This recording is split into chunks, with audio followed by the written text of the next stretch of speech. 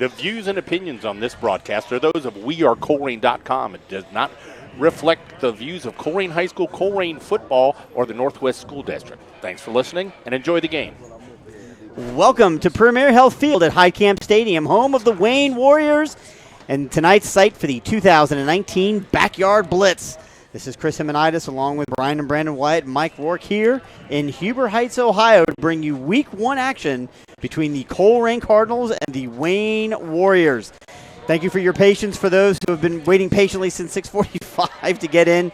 Obviously, whenever we go to a school that we've never been to before, there are always some unique challenges in regards to getting online and getting to YouTube and all those kinds of things. Getting through traffic with showing rain, up on time. With rain on a Friday, on 75, on Labor Day weekend. It is, needless to say, it was an adventure, but we are here 5 minutes before the kickoff, and we are excited to bring you the first game of the 2019 season that is going to be marked by change and a lot of interesting things that we have not seen before from Colerain football, I think, Brian. Well, I mean, the dynamics of this game are for me, very intriguing. You got two teams, same basically general demographics, different cities. I mean, Huber Heights looks like us. We look like them. Comparable success. You know, we always see this in the playoffs, but not just comparable on the field, but off the field this summer. They've got a new coach. We've got a new coach. There's a lot going on. They've got a young team. We've got a young team. So a lot of question marks and a lot of things. Don't know if we'll get them answered tonight. We're hoping to find a quarterback tonight, but we'll talk about a little bit that. But a very interesting game in great weather, and hey, it's football season. Who's complaining? Yeah, absolutely. The Colerain Cardinals they're on the field now in the end zone, getting ready to storm the field, and as they wait for the Wayne Warriors to take the field. And again, I'm sure you're all asking the question, why is it I can't see the field? Well, again, according to Ohio High School Athletic Association rules, because we are the away team, we cannot show you live video. But the good news is we've got you pinned right onto the scoreboard as the Colerain Cardinals take the field to the cheers of their band and student section. And I'm guessing there are some student buses still on the way. Yeah, we know a student section is coming for Colerain. They actually had to get a third bus set up for the student section on its way. So they'll be here soon, but in the meantime, we'll have you pinned to the scoreboard as we do when we're always at an away game, so you'll see the score as well as time and down and distance and quarter and all those kinds of items. And presumably on this scoreboard, it looks like it's really nice. It's got a digital aspect to it. It might be like Sycamore. It may be like Sycamore. Yep, we'll probably get some replays on there as well. Or Canton Fawcett Stadium, too. It could be that. We'll find out as we go through. So both teams are on the field. We're going to take a minute here just in a couple of seconds, and we'll stop talking as they get ready to do the national anthem. But to talk about what you were saying there just a minute ago, Brian, there's a lot of questions that need to be answered about this Colerain team.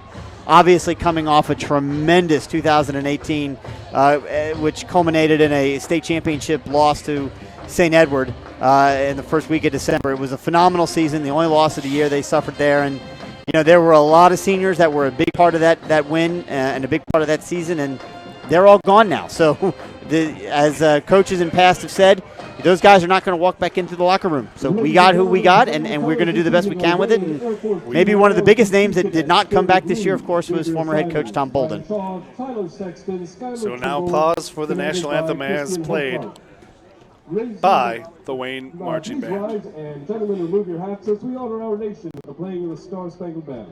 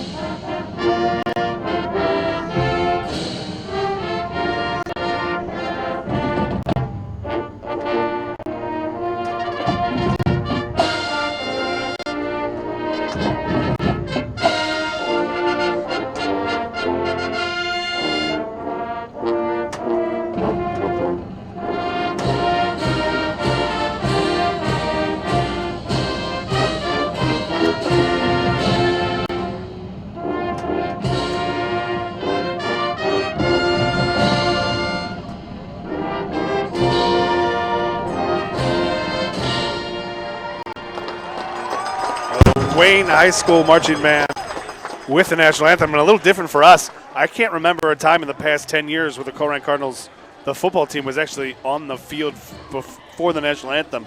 They're usually Colerain Cardinals that don't come out until afterwards. That's a good point, Brandon. Here's another one. Before we obviously the band's going to march their way off the field, and we're going to get started here real quickly. And we'll talk a little bit about these Cardinals and these Warriors as we get into the game. Again, we had planned to be on at 6:45, but due to some technical slow startups, we were a little behind. But we're here now.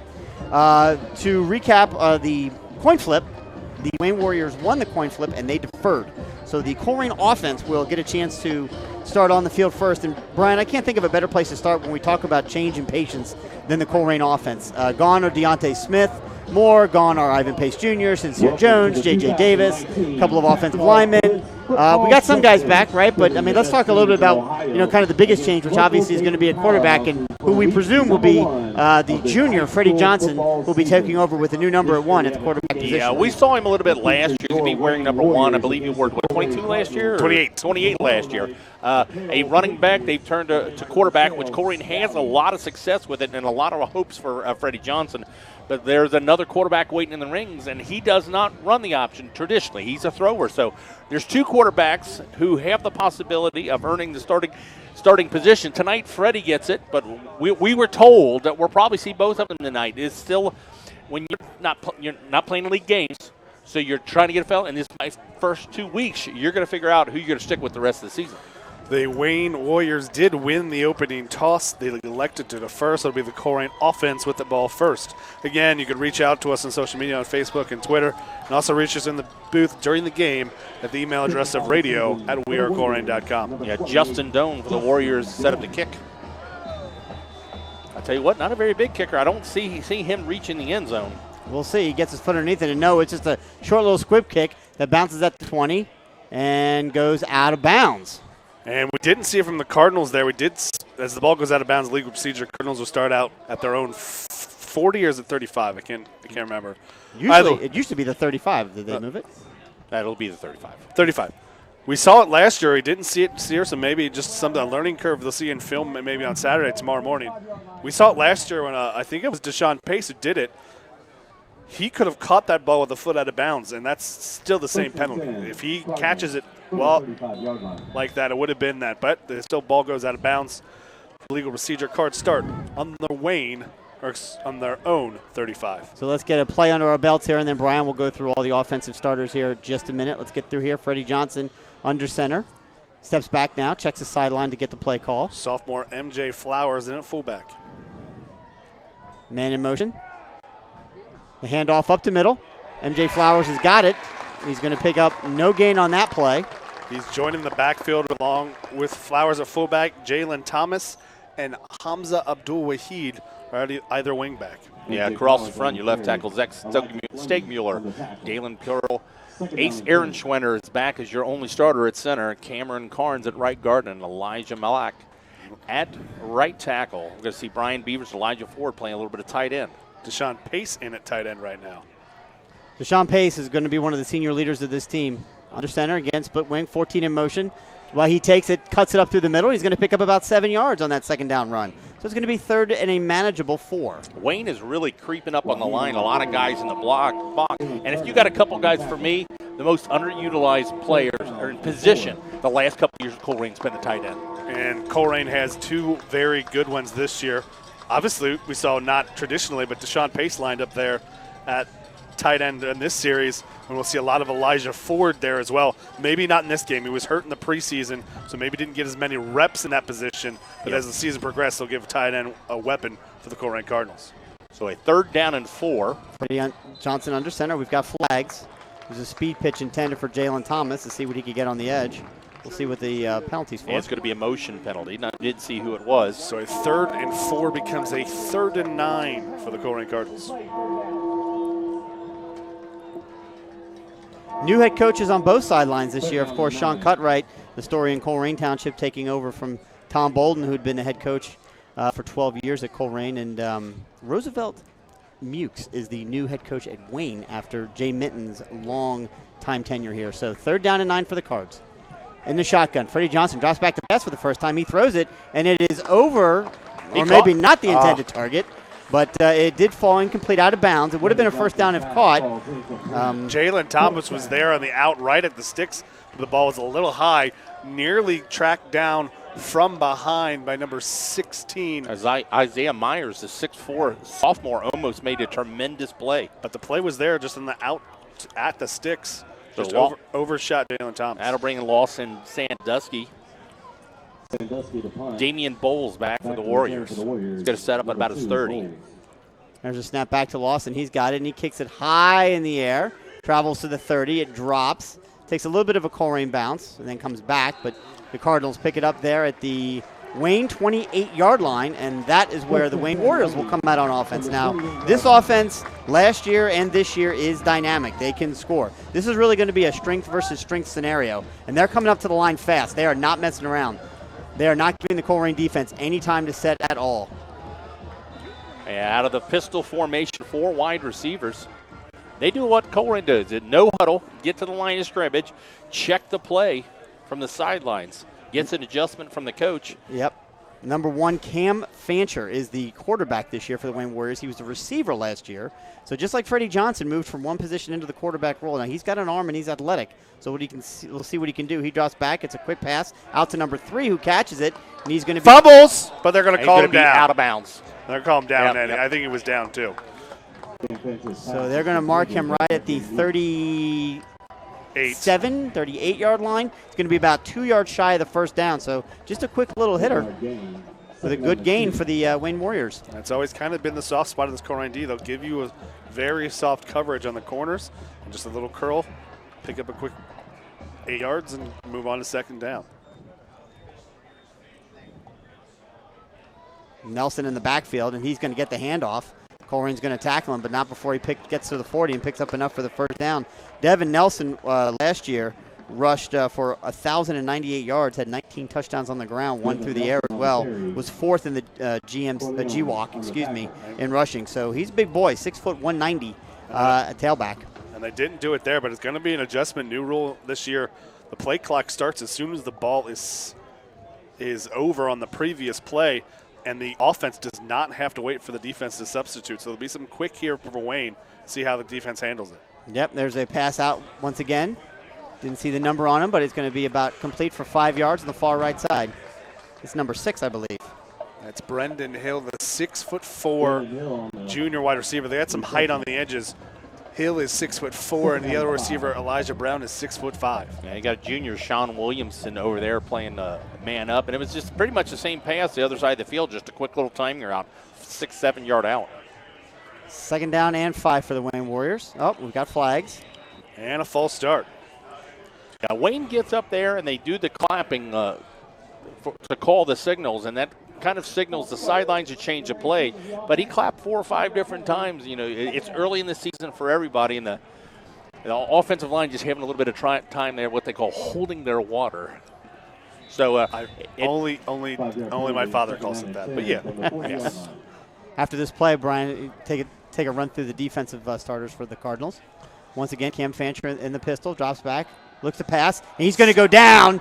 He didn't have any time at all as the pocket collapsed, and he's going to get sacked for a 1 yard loss. And up the middle, that's number 40 for the Colerain Cardinals, your nose guard, L.T. Johnson. Yeah, along with L.T. Johnson, you're looking at Dante Corleone, Donovan Owens, Lavert Jamin, and Elijah Ford playing on the line. Mike Best, Xander Kendall at your linebackers, your defensive backs.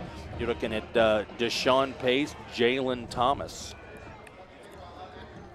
Sean Williamson and Caleb Amofa. So lots of new names on defense, but a lot of really good returners as well. There's the snap back, there's the pass across the middle, and it is caught by number 6. And he takes it out into Colerain territory down to the 45-yard line for a first down. So 15-yard pickup on that long second down play. And a good throw by Fancher. Lets his receiver get the route underneath, gets hits that he's thrown, but it's enough for the first down. Pass and catch into Colerain territory. Yeah, he stood tall in the pocket. The pocket collapsed, and when he released it, he did get hit, but didn't slow his delivery down at all. There's some confusion right now on the Wayne offense, and they're going to get a timeout from the sidelines. Well, not from the sidelines. Timeout from the booth next to us. And you couldn't really see, no one was really sure of the field, but we were right next to the Wayne booth here, and it was immediately whoever whoever was supposed to be on that formation shift did not do it correctly. And the coaching staff had some choice words, but right before they said call timeout. And there was a player out from Wayne. I just see him handing some type of bracelet or wristband to his coaches. I believe the referees made him get off the field. Equipment. All right, so first down and 10 now. Fancher once again in the pocket. He throws it out. Caught once again by number 3. Looking to make a man miss, and he does. He stays on his feet. 3 Cardinals are there and push him out of bounds, but not until he gets down inside the 25-yard line for another Wayne Warrior first down. They're going to say he stepped out at the 35. Okay, yep, they're bringing him all the way back to the 35-yard line. Yeah, it was Caleb Amofa on the coverage. Really, on the outside receivers, they're giving a pretty big cushion, and Wayne's taking what Colerain's giving him out Yeah, there. now tightening up a little bit here. That's a great call out, Brian. Man in motion. Fancher once again pitches it underneath, and number 5 just flat out dropped it. It hit him right in a soft spot, I guess, right in his hands. Hit him in the face there. Yeah, I think he let it get into his body a little bit, but J-Rod Langford, the 5'7" junior. Amofa came off limping on that play. Brings in Devontae Kinner at that corner spot. so second down and 10 now. Cardinals looking to get a turnover here or stop the momentum because the Warriors have eaten up some clock, and they've marched themselves down into Colerain territory. Snap is back to Fancher. He rolls to his left, looks to throw. There's a flag, and there's a catch by number 18. Yeah. It's in the area of holding. And Dante Corleone was about to have a sack, and the Wayne guard did a nice job of just grabbing him from behind and saving his quarterback from being smothered by Dante Corleone. And that being a spot foul, that's a huge, huge loss. Yeah, it's about 2 yards behind the line of scrimmage. So that's going to take him all the way back to at least the 45. We'll see how much further. 44 and a quarter. 44 and a quarter. Is that what you're? Well, there you go. The ball is on the ground. It's on the 40. No, it's exactly on the 44-yard line. So back to the 44-yard line. Still second down. And a quarter, a 25-cent piece. But now second and 20. And those 2 defenders up front, Donovan Owens and Dante Corleone, they're going to wreak a lot of havoc this year, and they're going to need to. Well, how about Wayne coming out? Only one running play. They've run 4 wide, pass the ball on every down. Yep, and they're going to do it again. And it's nice coverage.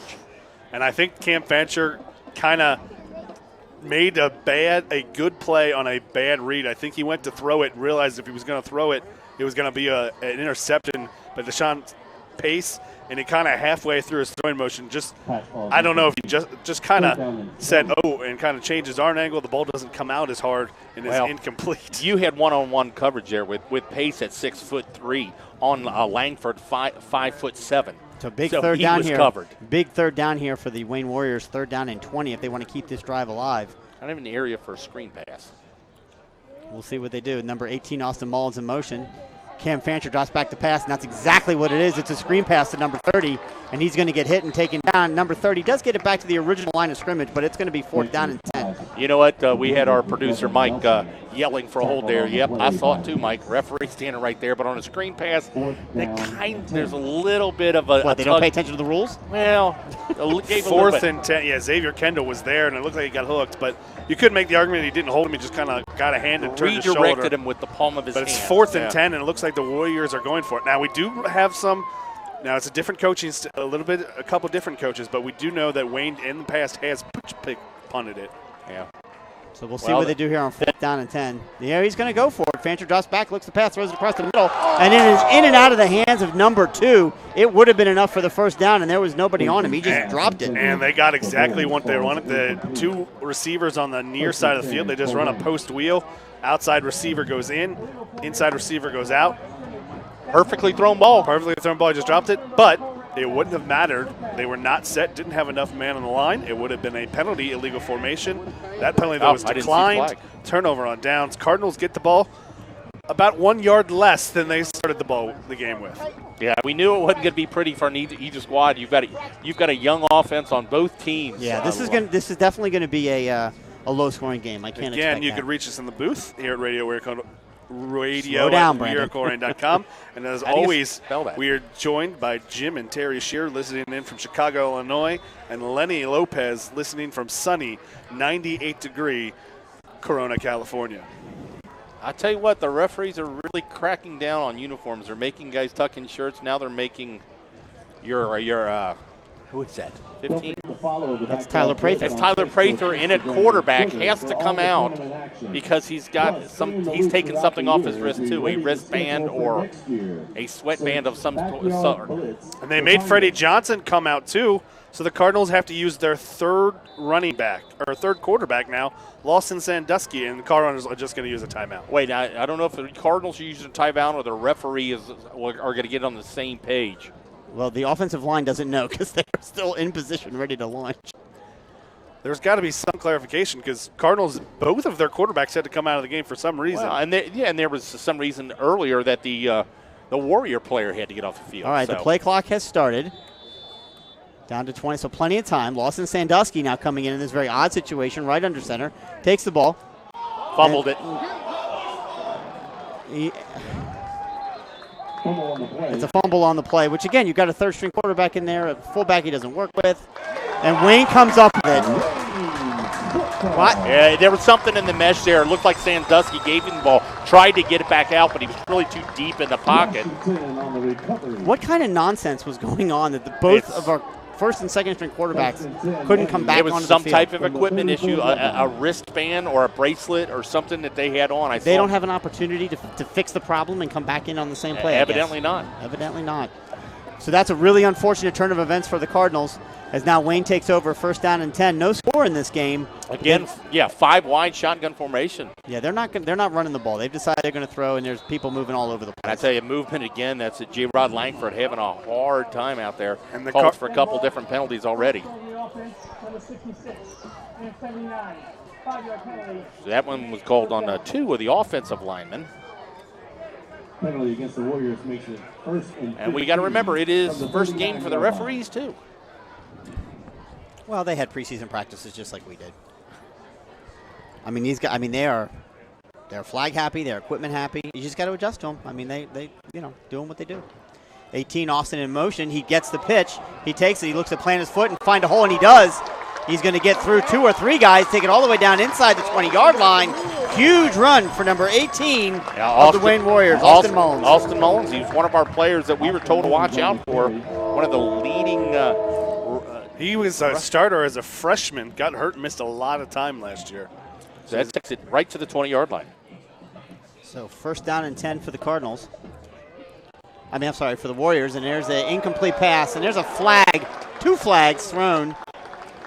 Presumably pass interference. Yeah, it was Elijah Brown, the 6'5", 220-pound sophomore coming from the slot, going against was that Elijah Ford? Yeah. Okay, you had me confused. I'm like, that was Elijah Ford in the coverage, but it was Elijah Brown on the receiver. It was Elijah Coven and Elijah, both big men right there coming from the slot. That's. Yeah, they're going to call holding on the Cardinals. I will take it all the way to 10-yard line. First and goal for the Warriors. So drop the sticks on the sideline. They are at the 10, and they need to get 10 yards to get in. So an unfortunate turn of events for the Cardinals. A little sloppy here early on.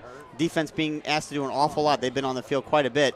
There's a handoff in the backfield. Oh, no. Number 1, Cam Fancher faked the handoff, kept it himself, and he is not in the end zone. They just called that a touchdown. It's where the ball's at. He is in the end zone. The end zone line extends to infinity beyond that, so even if he is out of bounds, he can reach as far as he wants. As the ball's in front, it does count as a touchdown. Give him credit on the read right there. Blowing up the play. Deshaun Pace was there and demolished it. We were celebrating because he hit but as he hit the running back, quarterback pulls the ball out, and there's nobody there.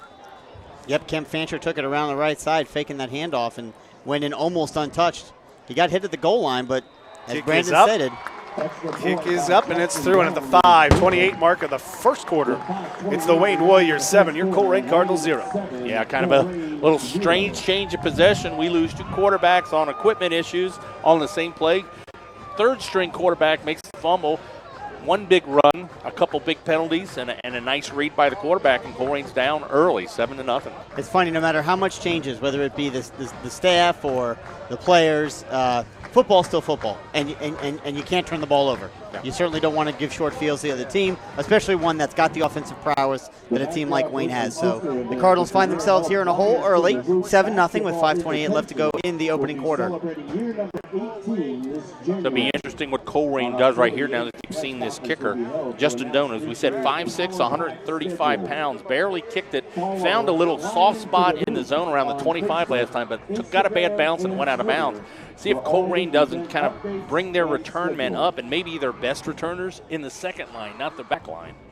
They're up a bit. All the turn men are about the 12, 13-yard line, the up men at about the 25. Lots of room in the middle of the field if he squibs one right up the middle. So let's see what he does. Number 22, got his foot behind it. And it's kind of into the same area, over his head. And gone out of bounds one more time at the 4-yard line. It looked like that time. Yeah, Lawson Sandusky was there covering it. And it was a good decision. That ball barely went out. If and it again, though, Colerain's they did this last year. He has to get out of bounds and then touch it. That is an illegal procedure right away, even if as weird as that sounds. That is the high school rule. Say that again, Brandon? If he is standing out of bounds and he touches that football, that ball is out of bounds, and it is an illegal procedure. Colerain Cardinals did it last year. Gotcha. If he's inbounds. If he's out of bounds. I understand that, but what if he's inbounds and he touches the ball, but the ball's out of bounds? He has to have possession of it, I believe, as well. Okay. He can't bat it out of bounds, but. All right, so I formation here for the Cardinals. Freddie Johnson back under center, conceivably taking care of all of his issues there. He keeps the ball. Wayne is all over it. They absolutely swarmed the offensive line, and Freddie is – they're going to give him the original line of scrimmage. Well, they guessed the snap count, shot the gaps, and they were to the mesh before the fullback was to the mesh. There was nothing going on there. Again, can't stress enough. New quarterback, new players, new guys in the backfield. New guy calling the offense. New guy calling the offense. Certainly a name that Colerain fans are familiar with in Tyler Williams, but never having been an offensive coordinator before, we are going to have to be patient and understanding with this offense as it grows and develops. High formation once again, 2 split wide, and we've got flags. It's the same thing. They went to the eye last time, and they had a running back, the fullback, actually take a side steps to go in motion, and the right guard moved again on the motion. The right guard is moving because it's a slight delay, and he's the guy pulling to lead block to the outside. Leaving a little bit early. And 15. So second and 15, Colerain's been even when they got something going, they just stupid penalties right now. They just got to get together, relax, and get an answer to this 7-0 lead. Yeah, I would assume we've got negative yardage at this point. We don't have a first down. This is only our 3rd series. Same formation, I formation. Handoff up the middle. MJ Flowers has got it, and he's into the open. Makes a man miss, stays on his feet. He's at the Wayne 40. He's at the 35. He's still on his feet to the 30. Man. He's holding on to the ball, and the sophomore, for the biggest play so far of his varsity career and of the season, takes it all the way down to the Wayne 28-yard line. Same song, different year. Handed off to the fullback. He breaks through the middle.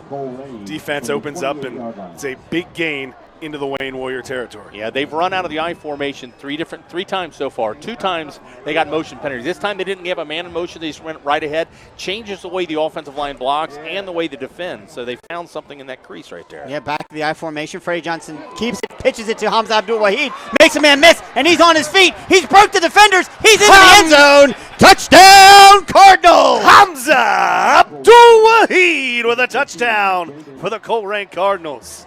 I tell you what, Freddie ran that option perfect. They overplayed the fullback, hit him, and that was a late pitch. And Hamza made a great catch. He did his David Tyree impression right there. He the caught it, kind of bobbled it, and then pressed it against his helmet for about 2 or 3 steps before he kind of got it settled, hit the hole, got through a one-arm tackle, good blocks downfield, and the Cardinals answer the Warriors score with their own. Let's see if we can answer this. Brandon St. Clair is going to be your long snapper. Prather with the hold.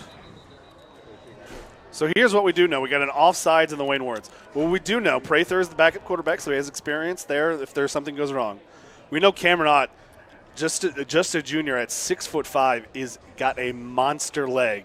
But what we do know is that Brandon Sinclair has struggled with the speed. They're declining the offsides penalty on Wayne. Okay, it's Brandon Sinclair. Pre-snap, so it is not Brandon Sinclair. It's 60. Find that on the last. They have been very slow with this snap on the field goal. So That's Ace Aaron Schwinder. So the 3-year starter at offensive lineman moved along snapper. There's the snap back, much better. There's the kick. It is up, and it is good. And with 3:57 to play here in the first quarter, it's your Colerain Cardinals tying it up with the Wayne Warriors 7-7. It's exactly what they needed. Well, Brian. apologize to Ace right there. We're giving a roster pregame, and it's preseason. A lot of guys change numbers. We're getting that. And Brandon Sinclair might be the long snapper on punts, too. That's true. So we're still learning the players. The coaches are still getting the right numbers right, and we'll figure it out. It's preseason for everybody, but right now we've got a ball game. 3:57 left in this first quarter. We've got a tie ball game. Of course, as is the case, I know we're not. We still got 4 minutes left here in the first quarter, but just as a reminder, as is the case every game, we will go silent at halftime, and of course we'll collect scores from back in Cincinnati and specifically in the GMC, as it is a non-conference week. So we've got all 10 GMC teams playing non-GMC opponents. So as is tradition, I get to shout one kid's name every time he scores a touchdown. Yeah, I've been waiting 3 years to shout Hamza's name. That's his first varsity, that's right? his first varsity touchdown. That's why I didn't say it, because I know you've been waiting 2 years for it. Whether it was Deshaunte Jones or Deontay Smith-Moore, there's always that one kid. Yep. Hamza is yours all year long, Brandon. I'm never stepping on that one. I'll do my touchdown Cardinals, and you take it from there. So there we go. The big 6'4" Cameron Ott gets his foot underneath it. Does not make it to the end zone. Does get caught at about the 6, taken up to the 10. That's a speedster. Makes a man miss. Number 3's got it, and he's wide into the open. Jalen Thomas misses a tackle. 5 is still open. 13 finally makes a tackle, but not until the return is all the way into Colerain territory, down to the 47-yard line. Yeah, Gerard Langford's made a couple mistakes, got a couple penalties, and stopped him here, makes up with a little bit with a big game. That dude is fast. And I'll tell you what, though, the Colerain Cardinals did exactly what you want. You said it was short of the end zone, but that's because Cameron Ott popped it up. They were there to make the tackle inside the 20-yard line, but he just missed them, and that gave him an opening. That's all he needs to get into the Colerain territory. So the Cardinals defense now automatically starting in their end of their half of the field. Yeah, field position battle so far has been owned by the Warriors. And 5 wide once again. They've abandoned the run. I mean, they've taken a 1,000-yard rusher and taken him out of the backfield. There's an incomplete pass intended once again for number 3 in and out of his hands, so it'll be 2nd down and 10. Yeah, but freshman Mukes. But that is also a testament maybe to the coaching staff here, knowing that's the strength of the Colerain Cardinal defense is that front 7. They're a little untested outside of pace in the secondary. Why not spread it out and take your strength against your defense? You got a 6'4", 6'5" wide receiver, along with a couple little scat backs in the middle running in the slot. You got a lot of weapons. Snap back once again to Fancher. He fakes it, looks to run. Rolling out to his right, still wants to throw. Behind the line of scrimmage now and taken down for a big, huge sack by number 8. Xander Kendall's there, and Fancher kind of rolled out, looked, kind of hesitated. Coverage was there, kind of got tracked, tried to escape, and did the smart thing of not just trying to chuck it into the coverage, but Xander Kendall there finally chases him down, and a big 7-yard sack makes it 3rd down and 17 for the Warriors. Well, they chased him to the right side of the field, and he is a left-hander. We haven't mentioned that. He's a left-hander, so he's rolling against his hand, and he could have ran for about 3 or 4. He was looking to make the big play, finding a lot of receivers, but the junior takes him down. So 3rd down and 16. Still 5 wide. Cam in the backfield. A little bit of pressure, 5 racing. Fancher finds some room, passes it. It's complete to number 40, at the 40. Tackled. I think he's going to be just short of the first down. It all depends on the spot. He was actually hit from behind about 3 yards short of the first down, but I believe the momentum from the tackle is going to give it to him. No, they're going to say 4th down and a yard. Yeah, and they're going to go for it, obviously, there at the... That was a good play, as bad as the previous play was by Fancher. That was a great play. He basically jumped at the line of scrimmage and threw it over top of the defender. He just was behind the line of scrimmage, probably was at the line of scrimmage when he made that throw. So yeah, almost an option there. If your linebacker comes up to stop the quarterback, he dumps it over his head. If he stays back, the quarterback can keep it.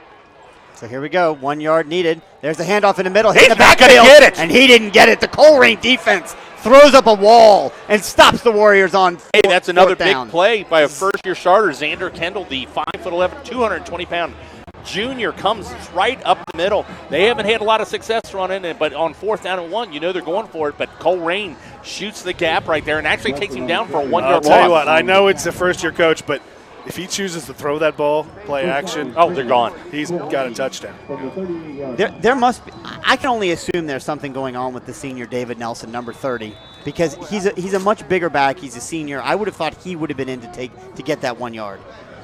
So we haven't seen him other than maybe that first series of the game. So we'll have to keep an eye out to see if he makes it back. But Colerain gets another stop, and they're going to take over first down Jalen and Hurd, 10. according to the program, is 10 pounds heavier. There's a handoff over the middle again. This time to number 9 for the Colerain Cardinals. MJ Flowers gets it 4 or 5 yards, but if the young man learns as he progresses in that fullback position to pick up his feet, he has got an even bigger game. Chip on the tackle. Yeah, MJ Flowers only a All right. sophomore. Now we've got- Colerain quick snaps, and they actually are going to get the Wayne Warriors. They pick up about 2 yards on the straight dive, but the defender on the substitution did not get off the field, so I believe the Wayne Warriors, too many men on the field. Jalen Levitt on the tackle. In the previews for this season, the coaching staff talked about it. We're going to try to run the same thing, but we're going to add some new wrinkles. And no matter what you saw in the scrimmages, that's not all we got in the playbook, and we saw it there. The Cardinals, again, we talked about it for the Wayne offense, that spread attack taking care of the quick clock that's in high school. Now the Colerain option taking care of it. That new rule in high school, that ball is set. The play clock starts At the end of the play? At the end of the previous play, and the Cardinals the offense does not have to let the defense substitute. And when Wayne gets caught there. So to recap, that was a pre-snap penalty. So they gained 5 yards and now sit at second down and 1, right at about the 47-yard line. Back to the traditional wing, one wide receiver. Freddie Johnson takes it, looking for a hole, sneaks through, and I think he's going to have enough for the first down. He looked a little confused there, Brandon. That play was there. His the tackle on the play side might have been the tight end on the play side, just got pushed back. They run that little quarterback counter, and it was there from a defensive standpoint, except for the man blocking at the main point of attack, and he kind of busted into it. But because there was a man on him, he pushed Freddie Johnson back, kept Johnson from breaking a big play. But because he was still occupied by a blocker, Johnson can slip through and at least get the 2 yards for the first down. So first down and 10 for the Cards. At their own 49-yard line. There's a snap. Freddie Johnson drops back to pass.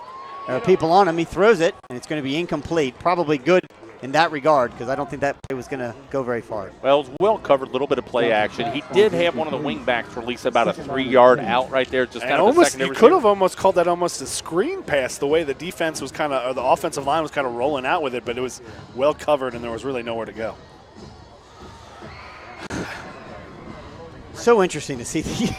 I mean, the past 2 years, it was so routine. You knew who was going to do what, but this year it's totally new. All new kids doing all new things.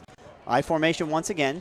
Freddie Johnson under center takes the ball. This time pitches it back to number 2, Jalen Thomas. He looks for a block. He's going to get some yards. He's going to pick up about 4 on that play. Yeah, Adam Trick, 6'4", another sophomore. I tell you what, the Warriors are loaded with some really talented sophomore. 6'4" middle linebacker. Jalen Thomas, a senior, picks up 4 on a play, makes his third down a little bit more manageable. With 33 seconds. This is going to be something new. We've seen it in the past, but we haven't seen it with this Cardinal offense. This is a big boy package. Mike Best, Dante Colerain, Elijah Ford, Deshaun Pace. Well, they got to do all something. in on they only offense. Have 10 seconds left in his play clock. Yeah, less than 10 seconds now. 5 seconds. This is going to result in a timeout. They're going to have to use one of their timeouts, which is because they're not going to get it snapped. Well, they did get it snapped. Freddie Johnson takes it around the right end. He's on his feet, and he's got some room, and he's got the first down. He's going to get pushed out of bounds, but not until he gets all the way down to close to the 25-yard line. Oh, that totally should have been a delay game. It really should have been. Oh, that totally should have been a delay game. It was close. You go to the echo of the whistle, and then it clicked down, but I don't know if they got it snapped right away or referees didn't see it, but just it was right as it hit 0. Just student body left behind Mike Best, Deontay Corleone, and Elijah Ford, and it's the first down for Freddie Johnson inside the Wayne Warriors 30-yard line, and the Cardinals are staying with that formation. That will be the last play. Oh, no, wait. The clock was stopped. This will be the last play of the first quarter. There's a handoff once again to MJ Flowers. He takes around right. Oh. To your point, Brandon, when he starts picking up his feet, so he can't be tackled by the That's the shoelaces? second time Jaden Hurd got him by the feet, because if not, it was sat as a touchdown for the Cardinals. But it is good for 6 yards on first down for the Cardinals. But that will bring us to the end of the first quarter. And after 1 quarter of play here at Wayne High School, it is your Colerain Cardinals 7, the Wayne Warriors 7. Yeah, we've seen them run this. Well, we're not sure what they call it, but we call it the big boy package, where they've got 2 linebackers back there. You've basically put 3 defensive linemen back there, and basically playing with 4 offensive tackles on that side, and they just ran straight at them. And if you got one-on-one blocking, those big boys got to win it against a linebacker or a defensive back every time. Yeah, now, correct me if I'm wrong, but I don't recall seeing that package utilized in the middle of the field. In the past, it's normally around the goal line. You know what? It was a lot of goal line. It was a lot of third down and short. But we also have a new offensive coordinator. Well, you know what? Let's change it up. Sure. Keep them guessing. And you know what? Maybe they're starting to just give them some different looks throughout the course of the game, that maybe they have to think of multiple things rather than just focusing on the traditional option. A couple of first quarter updates. Turpin leads Lakota East 7-0. Hamilton West Claremont still hasn't started. Springboro, they're in a weather delay. Springboro leads Mason 14-0, and Sycamore leads Loveland 16-0. Middletown leads West High 28-0. You're kidding. No, he's not kidding. Yeah, West High's not. West High. I'm thinking Lakota West. Not Lakota West. Lakota West is tied with LaSalle at 0. All right, so second down, and we'll call it a long 5. Got to get it to the 19-yard line. Or short 6. There we go. There's a handoff once against the Flowers. Lowers it and gets it down to about the 20. Going to pick up about 3 yards on that play. It's going to be 3rd and short. I like that play call. Well, Colerain, it looks like they're going to keep the Bingans out there. Well, no. As soon as I say that. Ball is set, and the clock is 3rd and 3. You're in field goal range if you don't get this, but, let's give your offense a little bit of confidence. Yeah, Wayne has gone for it twice on 4th down. They're going to be aggressive. I think you've got to match that aggressiveness. Even if they don't get it here. If they get half of it, then I think you go for it on 4th down. Colerain overloads the right side. 5 seconds on the play clock. There's a handoff once again to MJ Flowers. He cuts it, takes it in. He's going to have enough for the 1st down. And a really good play by a very young man of fullback. Elijah Flowers kind of gets it on that veer train tracks. MJ Flowers, excuse me. He's got it at a 45-degree angle to the sidelines, and if he keeps going forward, there's someone who's going to meet him right about where the 1st down marker is. Right. But he makes one step and cuts it back inside and picks up the extra 2 yards to ensure a Cardinal 1st down. Yeah, your defensive lineman, Donovan Owens, out there leading the play, released and just blew the linebacker. Oh, I missed Donovan Owens. You got Dante Corleone, Donovan Owens, Mike Best, Sean Pace. You got Beavers playing both ways. You're going to go get some big boys right now, and Cardinals are trying to make a statement right now. So far, they haven't made an adjustment to get an extra. 1 timeout. Well, they will have to make an adjustment because the Cardinals called timeout. Yeah. I mean, I was talking, the Warriors are really kind of their base defense. They haven't made and brought that extra linebacker who's on that right side of the field. And what's interesting about this, I don't know what Wayne traditionally is in their base, but they've kind of come out in a 3-3 formation.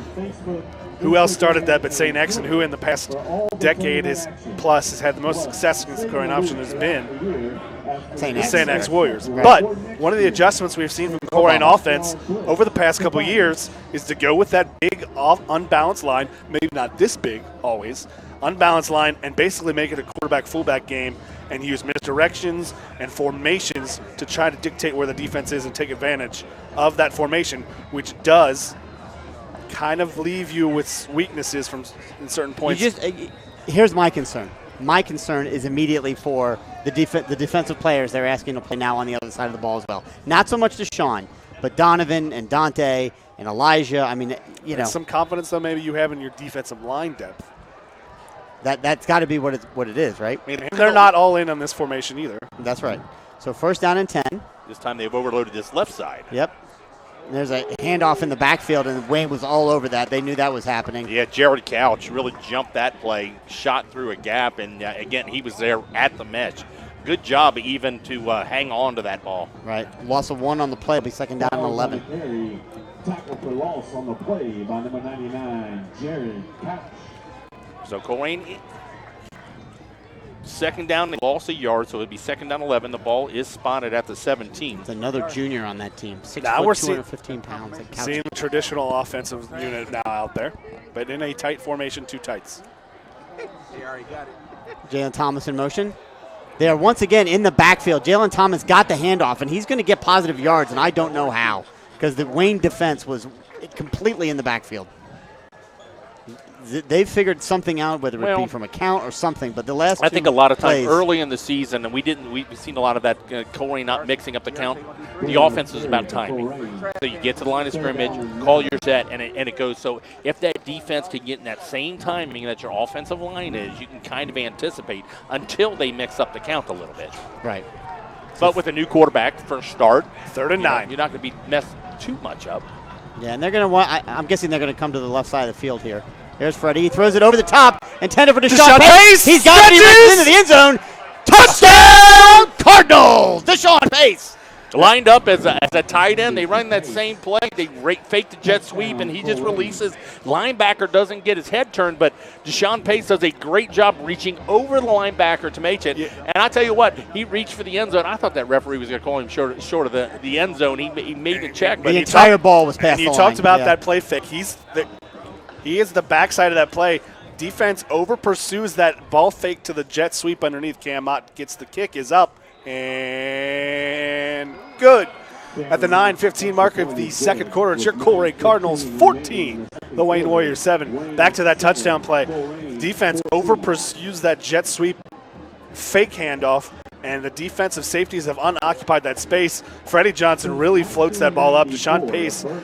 It wasn't a good pass. Wasn't a good pass, but the good thing, the defense was so committed to that ball fake, he jumped over a defender that wasn't defending the ball. He was unaware that he was making a play, so it made it a little easier on Deshaun Pace to get that ball in the air, catch it for 6, fights through a defender, reaches forward just in time to get 6 points. The good news is, in addition to all that, Brandon, Deshaun Pace is really good. Well, yeah, that too. I mean, there's a reason he's going to the University of Cincinnati on full scholarship. I mean, he's an incredibly talented player, and one could make a very strong argument that he's every bit or more talented than his big brother Ivan, who this year is a freshman at Miami.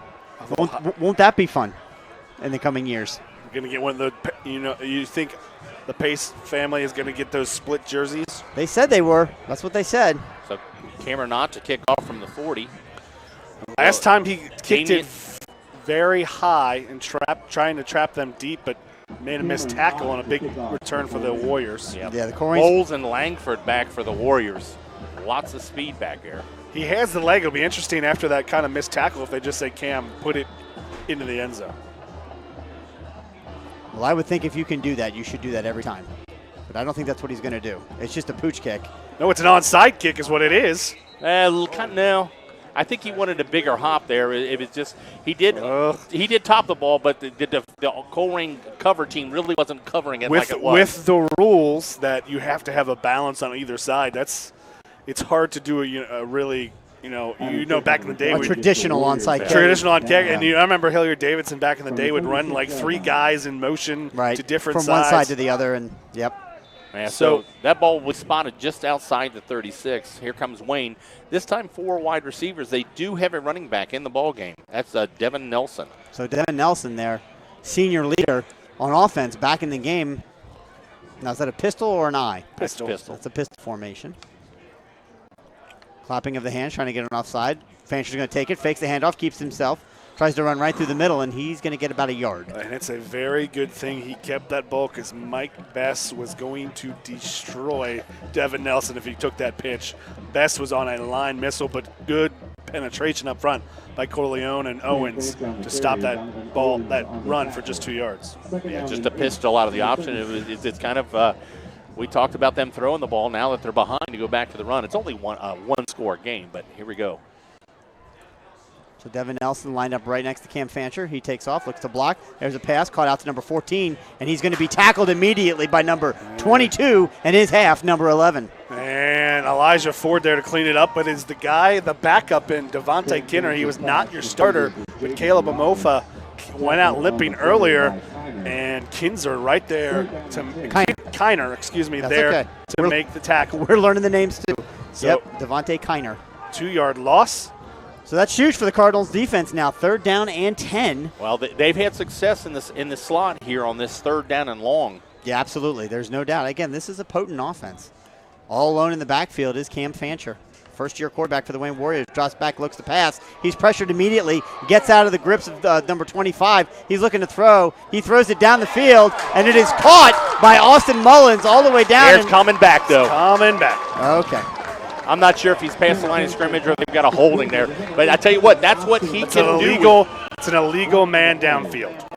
Yeah, on the scramble, he flushed to the left, but the offensive lineman on the right side kind of got down the field, kind of watching the play, and just kind of drifted a little bit past the line, too far past the line of scrimmage. And I tell you what, that's what Cam Fancher, I tell you what, I'm impressed with his patience right there. Yeah. He was a scramble, but he was looking to throw down, and he had some receivers down there, and he found the deep man. But that's a big, big penalty. Speaking of the Pace family, someone listening in, young man who has his first college game tomorrow, Ivan Pace Jr. listening in for his little brother. What's up, Taz? Glad to have you listening. They tell your brother don't let anybody behind him again. I don't know if that was on Deshaun. He's playing safety on that side. So he was wide open. Austin Mullins, who, by the way, is their number 1 receiver, right? So here we go now. 3rd down and 15. Snap is back. Again, more pressure being applied. Fancher throwing it over the middle. It is caught, taken inside the 50, and enough for a 1st down. So once again, the big play offense of the Wayne Warriors converts on a 3rd and 15. Again, a soft spot between the safety behind the linebackers. They got that slot on just a skinny post. It's been there, and they've been patient enough to go back to it. So sitting now at the Colerain 49-yard line, trailing 14-7 to these Wayne Warriors. They want to drive down the field and tie this game up. See if the Colerain defense can force a turnover here. That'd be nice. Maybe a little pick 6. I formation, handoff once again to Devin, and he's hit right in the backfield. I'll tell you what, young man is making an impression in his first game. L.T. Johnson again in the backfield, and we saw him in preseason in the scrimmage. He has got a jump off the ball right before at the snap that is hard for the offensive lineman to contend. You know, Colerain's defense was good last year, but L.T. Johnson is a senior. He couldn't break the lineup. Yeah, where did he come from? Did he just have a growth spurt come out of nowhere this year? But he's been very effective down there. Clearly one of those guys that has, grinded and waited for his turn. And here he is as a senior, starting nose tackle for the Colerain Cardinals.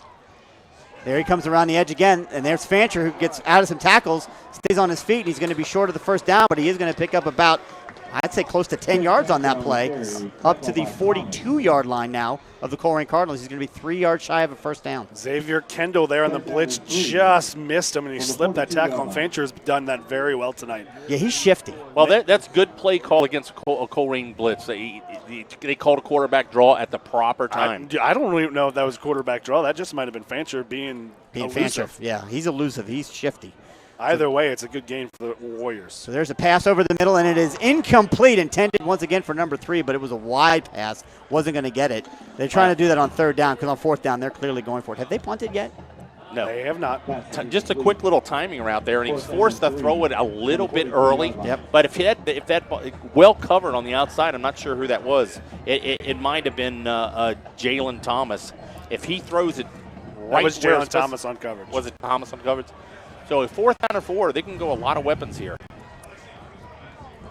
Fancher once again in the backfield, 3 wide receivers to his left, 1 to his right on the short side of the field. Drops back, looks to pass, throws it across the middle, and it is same caught. Exact pass again. But once again, they're calling it a complete pass. Yes. Down to the Colerain 29-yard line. Single coverage, skinny post, 8-yard in. Nothing complicated about that at all. That's been their bread and butter. You find a soft spot, you keep going to it until the defense stops you. So the defense is not adjusting to that play if they can. Well, see, Colerain's defense, it's a lot of predicated on man on the outside or on an island. You want it's set for the big play on defense. It's set the big play on offense, too. You've got your corners on islands there. So another 3rd down conversion for the Wayne Warriors. And there's a handoff once again to number 30. He's going to pick up maybe 1 yard on the play. Good pursuit by the Colerain defense. And the Wayne Warriors are just not getting any push. Donovan Owens there with the penetration. The defensive line for Colerain is making it nearly impossible for the Wayne Warriors to run the football. At least traditionally. Yeah, they tried to get a little bit of left off tackle, but you're right. the defensive line's getting such a push, and Jalen Thomas came from the weak side there. But I'll tell you right now, the defensive line has been out there a long time. That whole defense has been out there a long time. A long series for the Wayne Warriors. There's a snap back once again to Fancher, and he fakes it. He tries to go down, and he gets hit. Somehow holds onto the ball, but Elijah Ford with a huge sack for the Colerain defense. And that was an Olay block on the side where the play fake was. Elijah Ford went right by the guy who was supposed to block him, and nothing Fancher could do but just hold onto the football. How did he even do that? Because Ford came down with that tomahawk trying to knock it out, and Fancher with some strong hands held on to it. So, huge loss. Another for the Wayne third Warriors. down. 3rd down and 17 now for the Wayne Warriors, and got to be able to stop them here because they're out of field goal range if they've got a kicker that can do it. Here comes Jalen Thomas on the blitz. He's going to come in on Fancher. He's going to wrap him up. Go down, young man. Don't try and pitch it. He lost the ball, caught it while he was still in the clutches, and then thought about trying to throw it, but then I was like, that's an offensive lineman. I can't throw it to him. Then he just go down. Take your losses. Well, I tell you what, that might take him. You know, it was about 2-down territory. But we also don't know. They haven't punted yet. We don't know what the Warriors' punting situation is. Now, again, in the past, the 2 times we played them most recently, they did just pooch punt it out of this formation or out of the shotgun. Well, I always look to see if a quarterback, his. Yep, there's the snap back to him. He's got it, and he pooches it.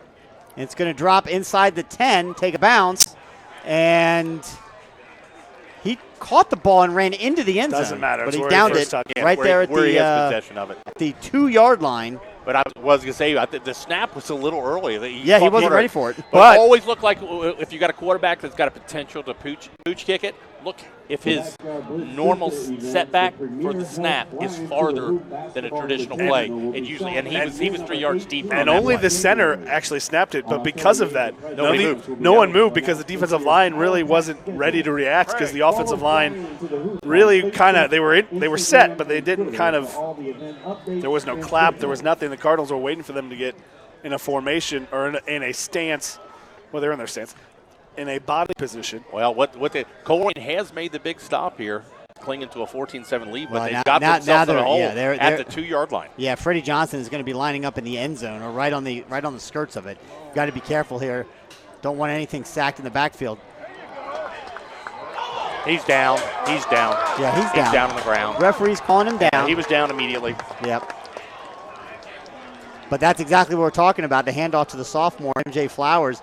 And he gets it out of the end zone, but barely, and it's going to be 2nd down and 11 now. Yeah, he managed to lose a yard on that. And Colerain has got to be really careful here. You know, when Colerain, I'm surprised maybe not go back to that big boy package right here. They haven't had a lot of success running with the fullback out of this wing formation. I'm surprised you just don't go sneak. There's a handoff once again right up the middle, and the Wayne defense is there. And immediately a timeout from the sidelines. Yeah, timeout Wayne. They have all 3 of their timeouts. Colerain had 2. I didn't see a timeout. The clock's still rolling. The entire sideline's called timeout, but it's not granted. They're going to keep it rolling. Interesting.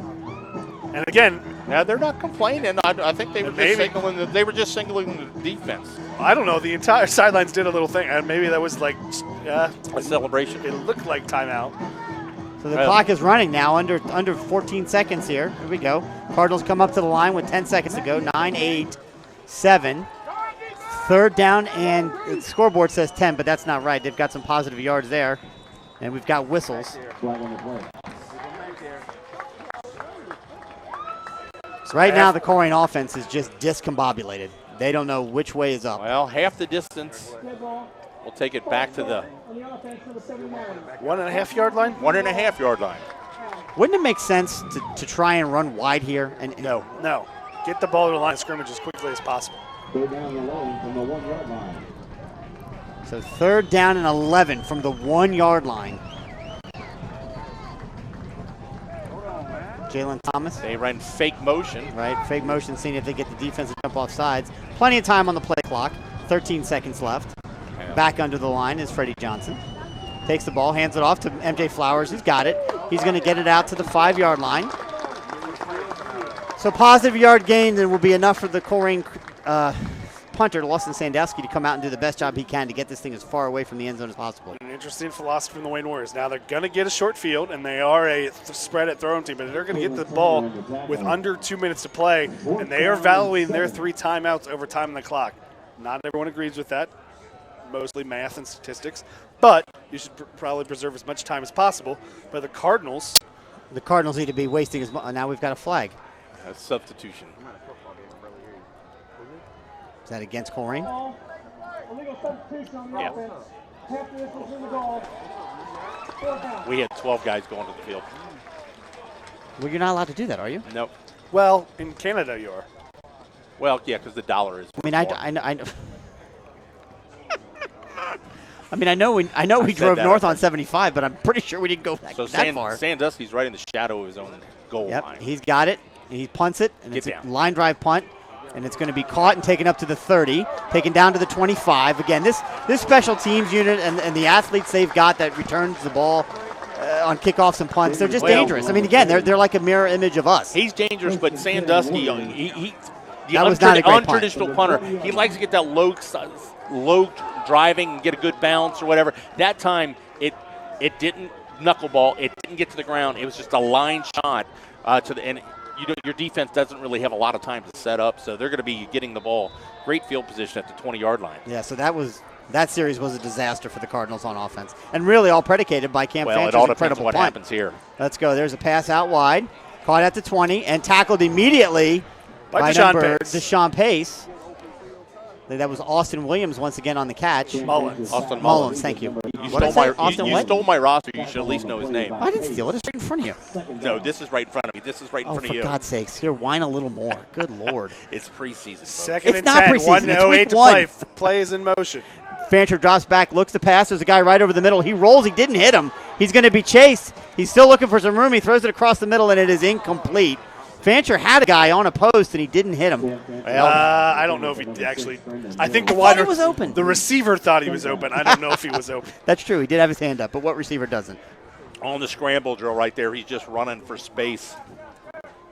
Yeah, Found a little bit, but Fancher is running for his life, scrambling away from his throwing hand. It's really tough to throw across not really across behind your body. Right, so now under a minute to play. Don't have to burn a timeout as the pass Well, felt incomplete, but it is third down. Yeah, and the Colerain's Cardinals are calling a Yeah, timeout. it's a big third down play, and Wayne did something a little different. Instead of taking the ball in the middle of the field, they took it all to the far left hash. Wayne High School would like to thank Premier. Again, as a reminder for those of you listening, we will take a break at halftime, step away. We will leave the camera on, and we will come back with, what do we say? About 7,000 seconds. 5 minutes? 5 minutes. 5 minutes to go in halftime. We'll have halftime scores as well as halftime stats for this game. I mean, it's been interesting, right? I think, Brian, we could say it's been kind of exactly what we expected. Well, it's two teams trying to find an identity. Two teams making good plays, making dumb plays.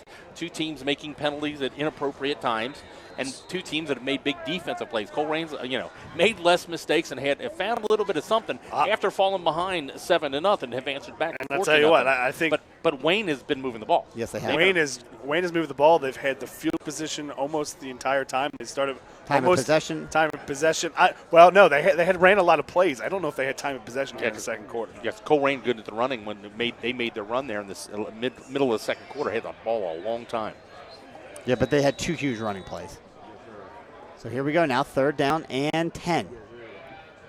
There comes Jalen Thomas once again on the blitz. It's picked up. He's going to roll to his right, does Cam Fancher. Looks to pass, and there's three Cardinals in front of him. And there's another one. Now he just heaves it into the air, knock it down, and that's exactly what Elijah Ford does. Jumps up and just knocks it out of the hands of the intended receiver who was there. And, boy, Mr. Fancher is not going to find a whole lot of success if that's what he chooses to do. Yeah, Elijah Ford, what's he, 6'3"? And I he don't was know. going against You got the Austin roster. Mullins, a 5'8". I don't know what that was.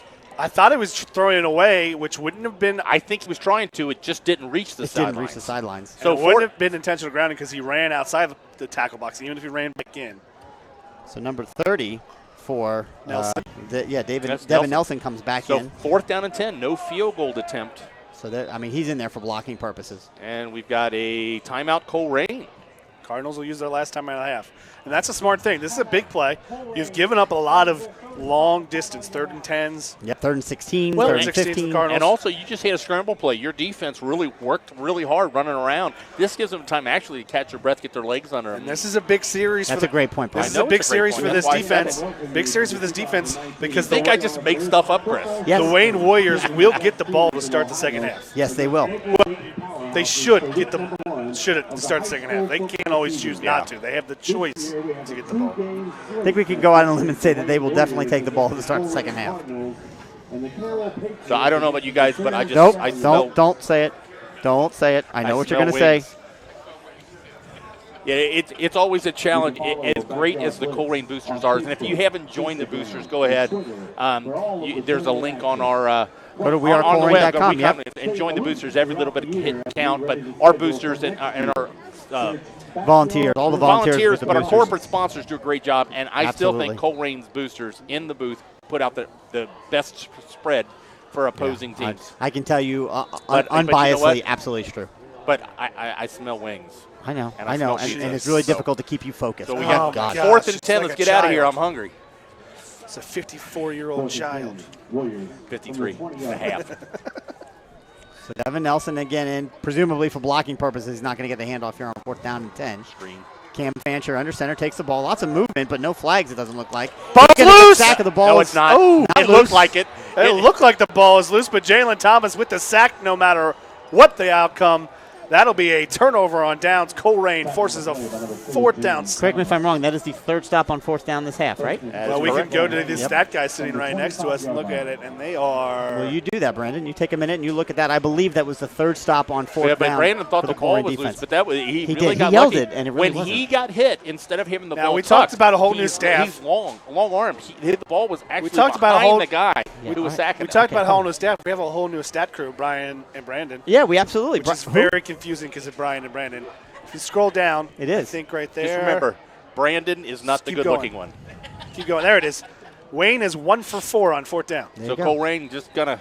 Now we've got a flag, and Wayne defense was right there. It was a handoff. Well, because everyone knows the Commander Colerain Flowers. Cardinals are No, just I going to know. run the clock out here. I know, but there's a flag, so clock is stopped temporarily here until we see what that was all about. Looks like it's going to be Man, it's another move- false start. movement- Yeah, another movement by the offensive Really line. confusing for Brian and Brandon because Brian and Brandon is also our name.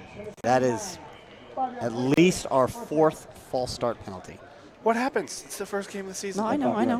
But just doesn't mean I can't point it out. If you don't make mistakes, you have nothing to get better and clean up. In They're the next only game. mistakes if you don't learn from them. Why do we fall?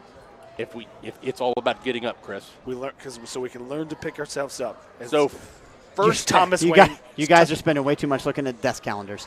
There's a handoff right over the middle.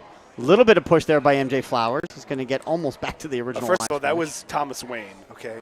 No, that's MJ Flowers on the. No, the quote was Thomas Wayne. Yeah, I know. Why do we fall? Yes, Keep I ourselves understand. up? Yeah, I understand that. nothing to do with the Wayne Warriors Oh, or my Wayne High Lord. School. No, nothing. But it is unintentionally Guys, a Wayne reference there. We're But not I even, was- we're I not was even re- at halftime. I We've was already gone off the reference. rails. Well, we know they're just running the clock out, Chris. I know. 13 seconds left to go, which is less than what's on the play clock. So that will, I believe, be the final play of the first half. The Colerain Cardinals are going to go into halftime here at Wayne High School against the Wayne Warriors in the backyard blitz with a 14-7 lead.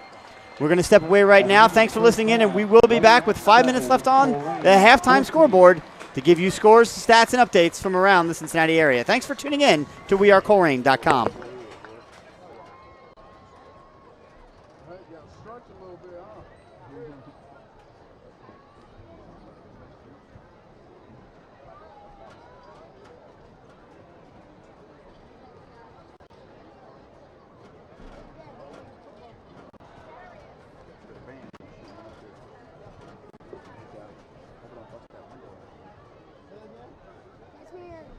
That's really hard to buy.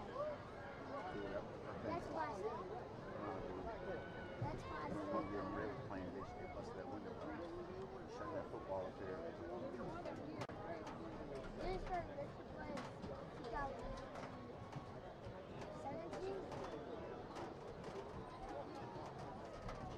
Ladies and gentlemen, presenting the pride of Colerain High School, the Colerain Cardinal Marching Band. The Cardinal Band is proud to make their debut performance of the 2019 football and competition season here at High Camp Stadium tonight. And the band is led on the field by senior drum majors Sam Mikes and Corinne Webster. Tonight we invite you to enjoy the first two movements of our show at Nitus.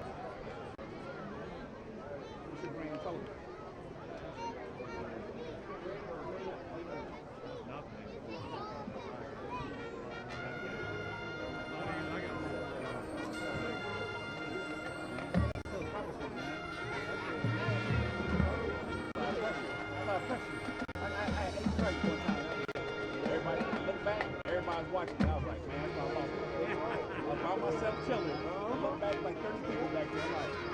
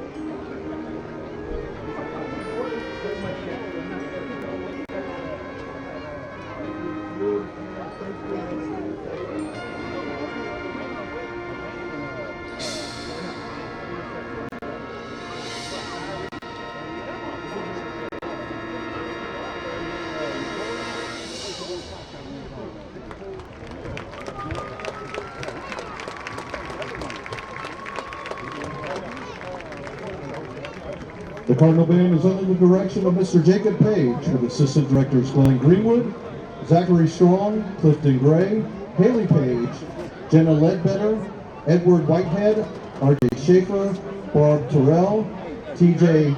Brannigan, Sam Jackson, and Shelby Murray. We hope you enjoyed our show tonight. Thank you.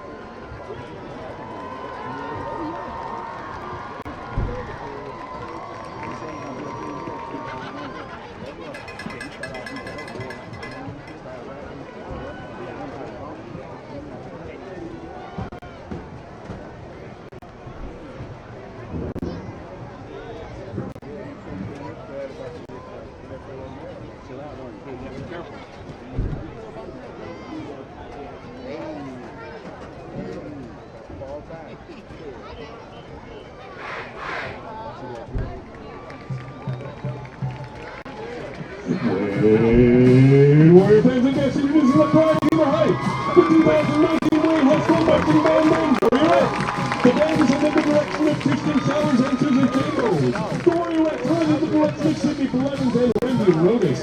The band is led on the field by field commanders Haley Geiger and Marcus Kendrick. The Warriorettes are led by co-captains Reese Miller and Elise Berry, First Lieutenant Toxie on the notes, and Second Lieutenant J.C. Reedy. Welcome to our debut show of the 2019 season. Tonight we feature a band that started in '94. They called themselves Carrots Flowers. In 1997, you got to know them as Maroon 5.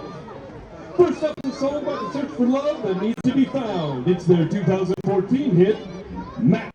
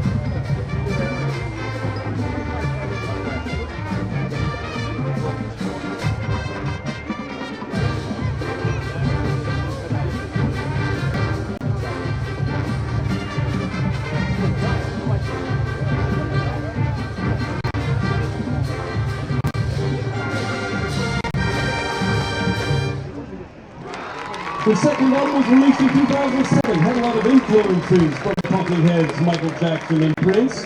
You ever feel like you have to keep going? Here's Can't Stop.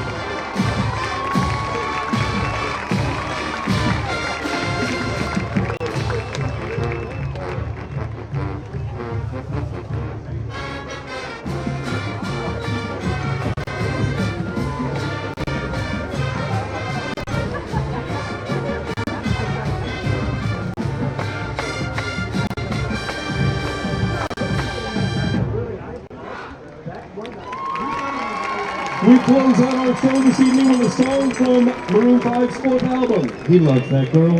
She's one in a million. She's his lucky strike.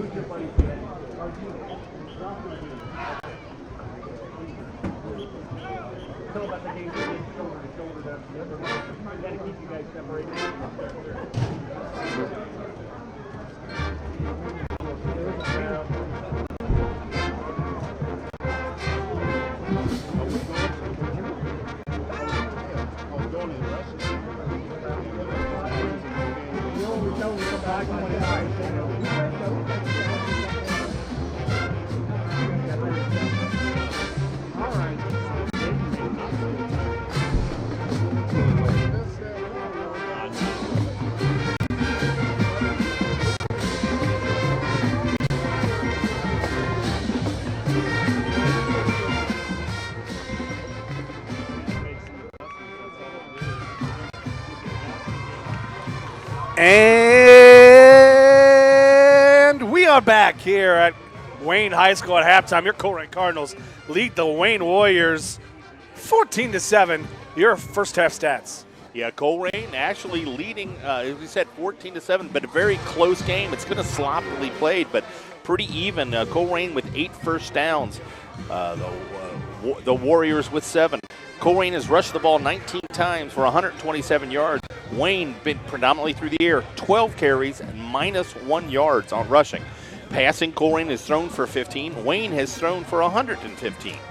So Colerain has run a total of 22 plays for 142 yards, along with Wayne getting 30 plays for 114 yards. We knew it would be a struggle. It's a titanic defensive battle right now.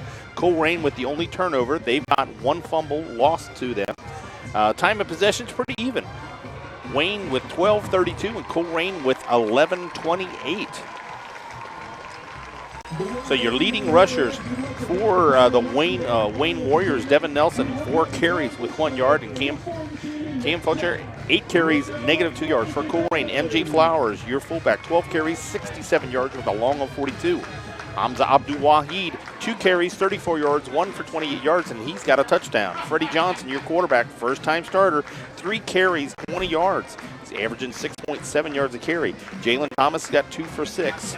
Passing, Colerain, Freddie Johnson just 1 for 3 for 1 touchdown and 15 yards, and that pass was to Deshaun Pace for the second touchdown for the Colerain Cardinals. Cam Fancher, the Wayne Warrior quarterback, is 11 for 18 for 115 yards, but a lot of that came up early, and a lot of that came on 1 big play. But your receivers, R.J. Mukes, the freshman, 4 catches, 52 yards. Brandon Hill, 2 catches, 21 yards. Austin Mullins, 2 catches, 19 yards. Jerron Langford, 1 for 15 yards. Lawson Zanduxi doing a good job. 2 kicks for 68 yards. Cam Funcher, just a pooch kick, but he got 1 for 38 yards, but it was inside the 5. Nothing else much going on. Your leading tackle, Elijah Ford, with 5 tackles and a sack. Jalen Thomas with 5 tackles and a sack and a half. Sean Williamson with 4 tackles, and Devontae Kiner with 3. For the Wayne Warriors, leading tackler, 3 tackles for Adam Trick. Jalen Hurd with 3 tackles, Jared Couch with 3 tackles, and Aaron Grillett with 2 tackles. Brandon, you got some scores around? And that's your stats for the first half. We got some first half scores from around the league. This is a week 1 from around the city. We'll start in the GMC. What was a back and forth 0-0 game between Milford and Princeton. Milford driving, throws an interception. Princeton returns it to the 4 and then scores. Milford, though, driving late in the half, and updating live, are unable to move it. It's 7-0 Princeton at half. Elsewhere, Sycamore stormed out to a big lead over Loveland. They continue to cushion. Sycamore 33, Loveland 14. Back and forth, Turpin leads Lakota East 21-14. Last check, Hamilton leads West Claremont 14-0. That game is slightly behind because it was on a weather delay.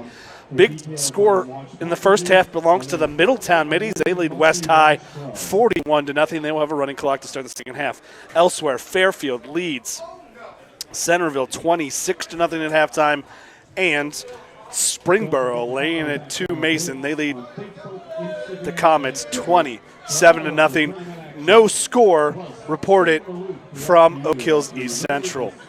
Elsewhere around, little GMC GCL action. Lakota West trails LaSalle 17-0. LaSalle had a long pass right before half, got a quick turnaround, and their Ohio State commit kicker kicked a long field goal as time expired in the half. They lead the Firebirds 17-0. Elder take a trip to Columbus. They lead Gahanna Leakin 34-6 at halftime. St. X playing a highly ranked Indianapolis school, Brownsburg, Indiana. It's Brownsburg leading St. X 17-13. Some other scores from around the city. Harrison leads Vandalia Butler 21-0. Whitten Woods leads Trotwood Madison 21-0. Seems like Cincinnati getting the best of Dayton so far. Hamilton Baden leads Ross in a neighborhood rivalry 10-7 at half. Kings over Lebanon 24-6. Miamisburg over Walnut Hills 13-7. And the big one, Tippecanoe leads Mount Healthy 8-0 at halftime. So we're just about ready to start this second half. As we said, Colerain clinging to a 14-7 lead. At the beginning of the game, Wayne Warriors won the toss. They deferred to the second half. So the big stop at halftime is big for Colerain because Wayne will start with the ball this half.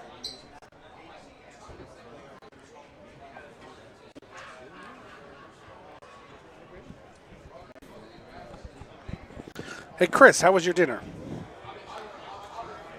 It was delicious. Special thank you to Wayne High School, and I'm sure the Wayne Boosters and the athletic department here, putting on the Backyard Blitz, which is, I want to say, the 5th year they've done this.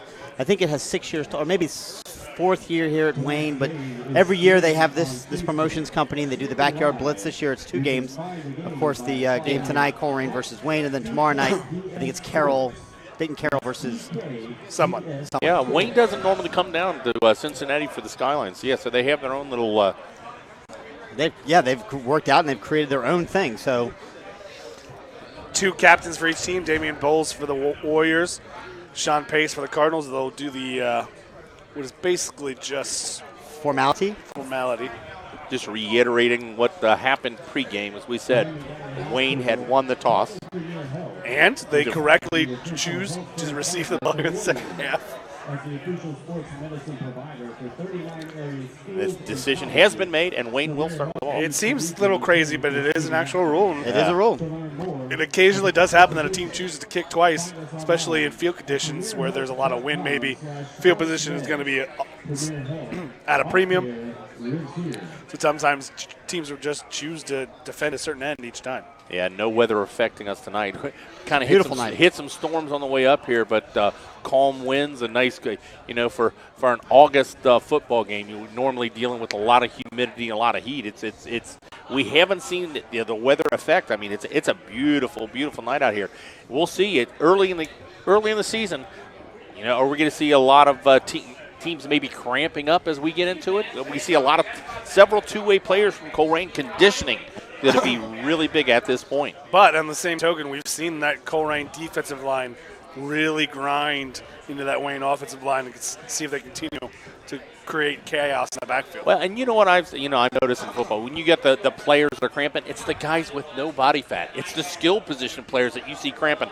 The big guys get tired and get sore, but you don't see too many offensive and defensive linemen really get cramping up or any at any You're time. better insulated. It keeps your muscles. Everyone thinks about insulation from a keeping things cold, but it also keeps things warm.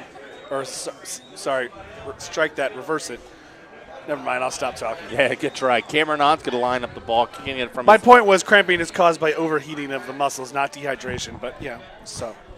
Yeah, Wayne has been dangerous in the return game. They get Damian Bowles along with Gerard Langford. Both not the biggest guys, but we showed they've got a lot of speed. Colerain, we saw earlier, had a big high kick that they tried to pin them down. Huge hole across the field near the 20-yard line. You say that, but a lot of teams are just scouting. They know where the other team likes to kick. Well, he's kicking from the right hash, so Wayne is defending more the right side of the field. But if he comes left side of the field. That is a lot of explanation for what is basically just a line drive kick right down the middle and caught inside the 10-yard line, taken to the 10. The 15, Colerain converses Big hit, and takes it down. Sandusky. Lawson Sandusky, the punter, part-time quarterback, part-time tailback, takes down the return man just shy of the 25-yard line where Wayne will take over. First down and 10. trailing 14-7. Yeah, not too often do you see a punter on special teams, but Lawson Sandusky is a special athlete. They use him at the wing back a little bit. You'll see him at wide receiver sometimes, but as a gunner on the coverage team, always down there early. To the Colerain defense, which did a stellar job in the first half containing this Wayne offense, is out there again, and it is incomplete.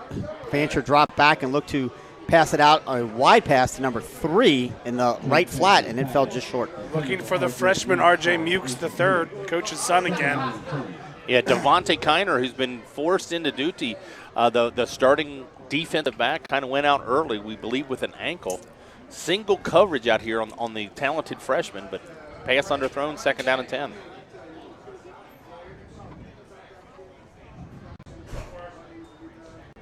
There's fakes handoff. Fancher rolls to his... And he's buried. Fancher rolled to his left looking for something, and he found something. Elijah Ford. Well, they've run that a couple times. They go play action. Everybody goes right. He tries to bootleg left, but Colerain is bringing that opposite side, weak side linebacker every time he does that. And when he turns around on that bootleg, Elijah Ford is waiting for him. Elijah Ford is a special player, and they've really decided, I think, this year that his defensive prowess is more important than any sort of weapon he can be on offense. So he's going to play a little sparingly at tight end than he may have been last year. But that's twice where he just completely made that tackle miss and got a free rein on the quarterback. At 6'3", 235, I mean, he can run. That is a Division I linebacker right there. There's a snapback once again for Fancher. He's looking to play. And you can see now he's a little scared in that pocket. He's going to tuck it and run, and I think he's going to. He dropped it! Oh, the ball's on the ground. There's a scrum for it. The Cardinals are saying they have it. They're pointing like they have at the sidelines. Let's see. Hold on. Let's see. Wayne comes up with the ball. Referees are discussing it, but he took it from the Colerain. Yep. Colerain player got up with the ball. And the referees are saying that he set the ball down, that he was already down, and it's the Colerain recovery. First down, Cardinals at the Wayne 32. I tell you, Fancher was scrambling, and he made up about 30 He had the yards. first down. He had the first down. Nobody touched him. It looked like he just dropped it. He was holding it out one hand like a loaf of bread. And he looked like he tried to make a move at the tackler coming at him when he made the move. Maybe his body knocked it loose, and maybe he just lost control of the ball. Either way, a costly turnover resulted in a touchdown for the Wayne Warriors in the first half. Let's see if the Colerain Cardinals can return the favor here in the second. The best field position for starting for Colerain at the Wayne 32. Best field position of the year. Freddie Johnson under center. Takes the ball, hands off to Jalen Thomas, who goes around right end, takes it all the way down to the, we'll call it the 24-yard line, I think is where he's going to get taken down, but he picked up about 8 yards on that run, and he also took about 4 Warriors with him. And again, this is sort of like that big jet sweep that the Wayne Warriors hit. The defense is there, but Jalen Thomas does a good job of following his blockers, turns inside on the jet sweep, and gets a big gain. Well, he runs with strength, too. As Chris said, he had a couple guys on his back, wrapped around him, kept the leg drive going. Check that. That was a 7-yard gain, so 2nd down and 3. There's Freddie Johnson. Takes the ball, hands it up over the middle. MJ Flowers has got it. He should have enough for the first down. We'll see where they mark. Depends on the spot. Yep, does depend on the spot. He may be a yard shy or just under a yard. And they're going to call him short by about a yard. It's kind of a strange angle. The yard markers are off the sidelines a little bit, and the down marker is a little bit behind them. So the angle we're looking at, it could have just been wrong too. No, I don't think that's possible. Never. So 3rd down and 1. Colerain's going to go at spread them out. Spread them out, but look at that. 2 to the top, 2 to the bottom. There's the handoff once again to MJ Flowers, and he takes it. And the offensive line, talk about the push of that line. The offensive line did a good job of an initial contact, but that first down, that was MJ Flowers. He was stuck right at the line to gain. Probably is going to be short, but he falls forward and gets the first down. Colerain had gone 4 wide, which takes the linebackers a little bit wider and goes one-on-one. The defensive line pretty much won that battle, but you're right. Flowers just kept driving, and here Colerain, they had success early in the first half with this formation. They're going to bring in all the defensive linemen again, and they're going to go power football. So 1st down and 10. Overloading this left side. See what they can do. There's Freddie Johnson's going to keep it. He's going to roll around, look for a block. He gets a block. He's going to get down inside the 10-yard line, take it down to, say, the 6, where it'll be another 1st down for the Colerain Cardinals. They're moving now. And another student body left, just trying to turns there. And a really good play by Freddie Johnson. They had a hand on him right when he sort of does that little turn, Yep. turns to the right, spins to the left, and gets behind his blockers. But they got a hand on him, and he got out of that arm tackle and gets it inside the 10. What I like there, I saw him running with a lot of aggression. There was no hesitation in that. He got to the blockers, planted his foot, and when it was there, took the hole in what they gave. And that's a good call, Brian. So back under center is Freddie Johnson. Takes the handoff. He's going to roll right now. Still looking for some blockers. Going to run wide, see if he can get to the corner. And he does! Touchdown, Cardinals! Freddie Johnson in for 6. And same play, run the other way, but I'll tell you what a great work by the quarterback and fullback. It wasn't quarterback-fullback traditionally like it was Colerain, but he just followed Flowers on the outside, used him as a blocker, but made the defense commit one way, made them commit inside, made a nice cut step to the outside, and beats everyone in the corner for 6 points. It was number 8 that was in pursuit of Freddie, but couldn't quite get to him before Freddie beat him to the corner of the end zone. So Cameron not on for the extra point attempt to put the Cardinals up 2 touchdowns. Snap is back, kick is up. And it's good. And at the 8:47 mark of the third quarter, it's your Colerain Cardinals 21, the Wayne Warriors 7. So Colerain we talked earlier about how good this defense was going to be. Now this game is in the hands of the defense. You've got 2 scores. There's a lot of time left. Oh, absolutely. And we've seen the explosiveness from the Wayne Warriors. But they had no success so far running the ball. If you know they're going to pass, you can set your defense. And your pass rushers has done a fantastic job tonight. Go get the quarterback. But what we can say is this kind of balances out. Like I said, first half Colerain had a territory, gave Wayne a short distance for a touchdown. Wayne returns the favor here. Colerain gets a short field. They answer with a touchdown, and they lead by 14 points. And I have to tell you, and I obviously don't not in the young man's head, but you don't have to. On that, I am going to. Cam Fancher, after that sack by Elijah Ford, he looked different. He's a little slow. Well, but he's a little hesitant. When they made that hit, he went flat on his back. His helmet bounced off. But at the same time, he is scrambling. Right. And the offense for Wayne really has been not the initial play, maybe 2 or 3 of those post plays that have been there. They're broken plays, right? The broken plays where Fancher has made things happen that weren't there initially maybe the offensive play was there, but he hasn't had time to get the ball off to get there. Cameron Knott kicks the ball.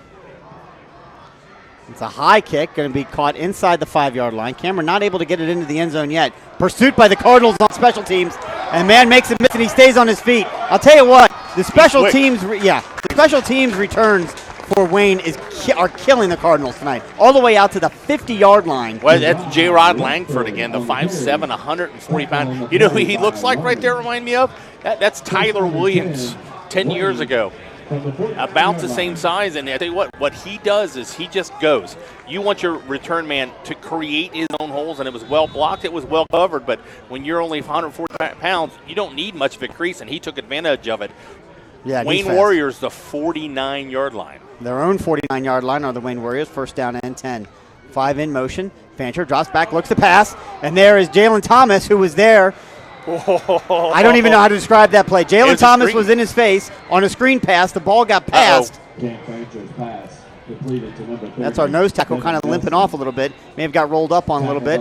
Yeah. But there was a screen pass. That young man, L.T. Johnson, both jumped for the interception and then kind of just fell on him in the air and might have fell awkwardly.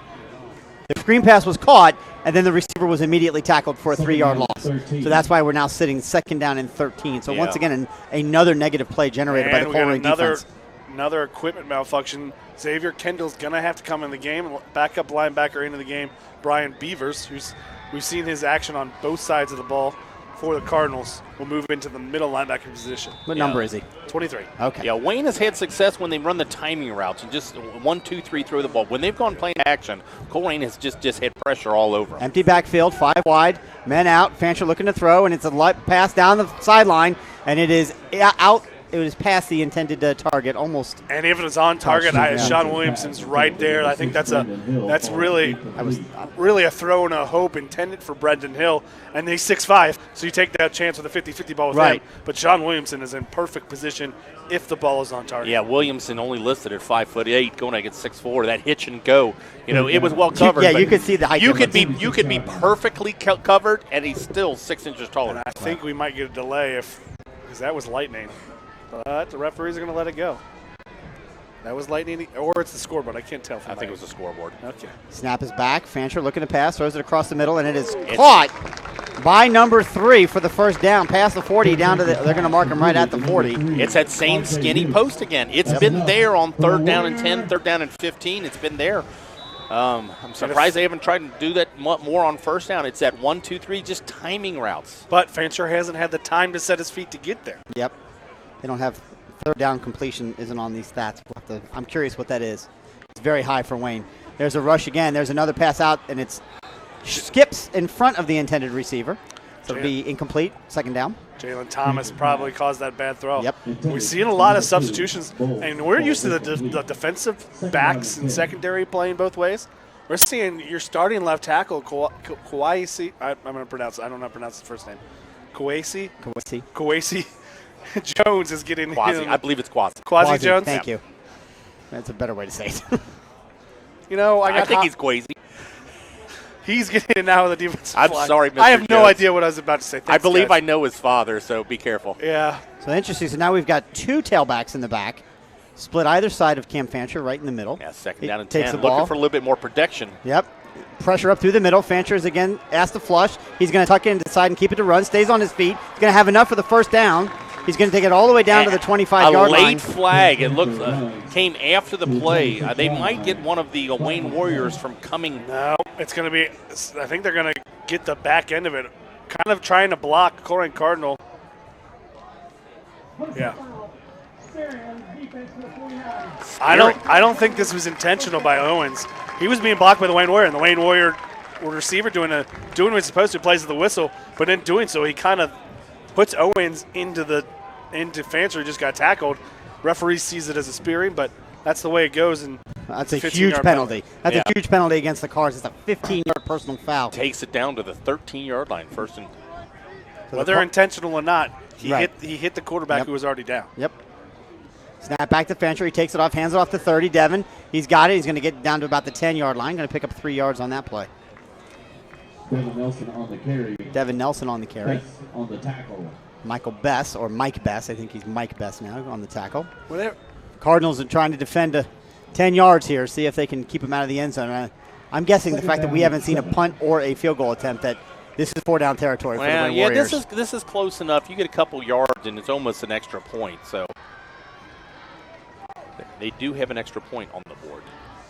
Jalen Thomas once again is in, and the pass is complete, intended to number 2, and he's into the end zone on, once again, what was that play, Brian? It's just a little simple one-on-one skinny post. I think that was more of a slant one-on-one. Yep. They saw the blitzes coming from the outside. They know that underneath is unoccupied. Leaves the young man Kiner in his first start one-on-one with the team captain for Wayne, and he makes the play, gets the inside beat, makes the catch, and scores the points. So a couple of broken plays in that series, and the big 15-yard penalty for spearing against the Cardinals defense really aided there and allowed Wayne to put it into the end zone, and they're now a point away from making this a 1-touchdown game again. And that extra point is no good. Justin Doan, good pressure for the Colerain Cardinals. 6:21 to play. That was not lightning. It's some type of It's fireworks. a cannon for the score. 6:21 to play in the third quarter. Colerain Cardinals 21, the Wayne Warriors 13. And Wayne Warriors aren't going away. We talked about it. There's plenty of time left in this absolutely. game. And Plenty there of might have time, been some plenty of scrambles talent. on that play, but there were several well-executed plays there, and they made their adjustment. They can't protect the quarterback going 4 and 5 wide.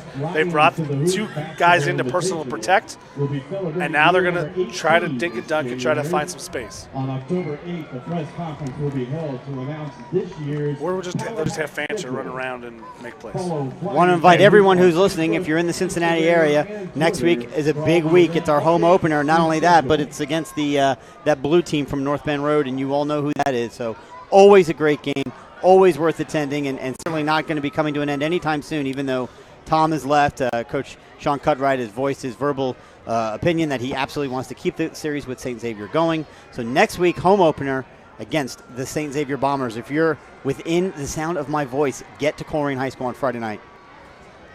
And bring rain gear, because I assume it's going to rain, and I assume it's going to be delayed till Saturday morning. Probably. Yeah, we have had that history with St. Xavier the last couple years. Yeah, I mean, I almost have zero chance that it's going to actually be played out on Friday night. If I say that enough, maybe it will be. There's the kick. It's a low-line drive kick. Caught at the 12-yard line, taken to the 15, the 20 by the Cardinals, 25. Makes a man miss, 30, out to about the 33-yard line, which is where the Cardinals will take over. First down and 10, up 21-13. Getting up a little slow is the return man. Didn't get a number on that. I think it's Sean Williamson. He's sitting down. I don't know if he's maybe a cramp. He's stretching like it's a Yeah, cramp. He cramped up. You talked about it during the halftime. Would we see any cramps or anything of that nature? Yeah, it looks like what they're working on. That's definitely what that is, just by the reaction and the way he kind of held his leg in the air. That's definitely a cramp. First and 10, Colerain from the 32. Again, always impressed with Colerain with their our medical staff on there. Done a great job for years. This staff and these players are in great hands. Linda Clark and John Martini, the athletic trainers at Colerain High School, who do a great job. Jason Taylor, longtime athletic trainer for Colerain, stepping away this year to follow his path in the faith. Brandon's clapping. I was going to come up with something witty, but I couldn't come up with it. It's all right. It's okay. It's early. It's only week 1. I mean, sometimes you just get called by a higher power, you know? And he did. Well, and he's got Good a for couple. him. His boys are getting older too. So if you don't follow him on Instagram and Facebook, No, we don't, Ted. I do. They've got T-ball. They got a lot going on. So we thank Mr. Taylor for his years Of dedicated service to Colerain High I School. can't make fun of him too much. I still follow former Colerain Cardinal trainer John Martini. John's back though. He is. Yeah. Now he's back, Yeah. and then he's gone. And then He was gone, and then he's back. He's back. Yeah. So Colerain's going to take over at their own 32, first down. Centerville 0. Freddie Johnson's still at quarterback. I expected that's going to stay that way. There's a pitch. Oh, nice. This Yeah, time it's wide. nice. Oh, there you go. Who's got it? Still on his feet. Oh, come got on. a flag thrown behind the play. It's one of those, your outside receiver, Lawson Sandusky, had the block, but as the play came to him, he was trying to hold up. The defender turns to chase the play, and he's still on his back. And the Colerain player who ran that ball, I didn't get his number. Jalen Thomas. Jalen Thomas is down on the Wayne sideline. He's not getting up.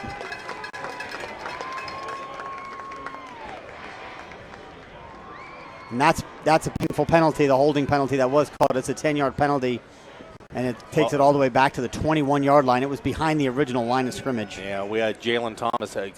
We see him at linebacker, a very versatile player and a very important part of this. Yeah, Jalen Thomas is one of those guys that may not get a whole lot of talk this year, but he's going to be pivotal to the Cardinals' success. Pivotal? Pivotable. Well, he is pivotable, right? He can pivot to tailback. He can pivot to inside linebacker, outside linebacker. Trying to look through the sidelines to see what they're working on, but well, you know what? They got his leg propped up like it's a cramp now too. Not uncommon that when these cramps happen, they happen right out after halftime, right? Because they were sitting for a while during halftime, and they come out and they start moving quickly, and those muscles can cramp up. But yeah, that's exactly what it looks like, a cramp for Jalen Thomas as well.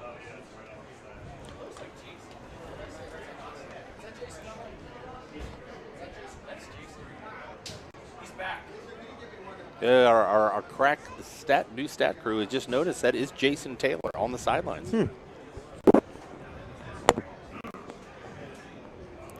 Okay, then.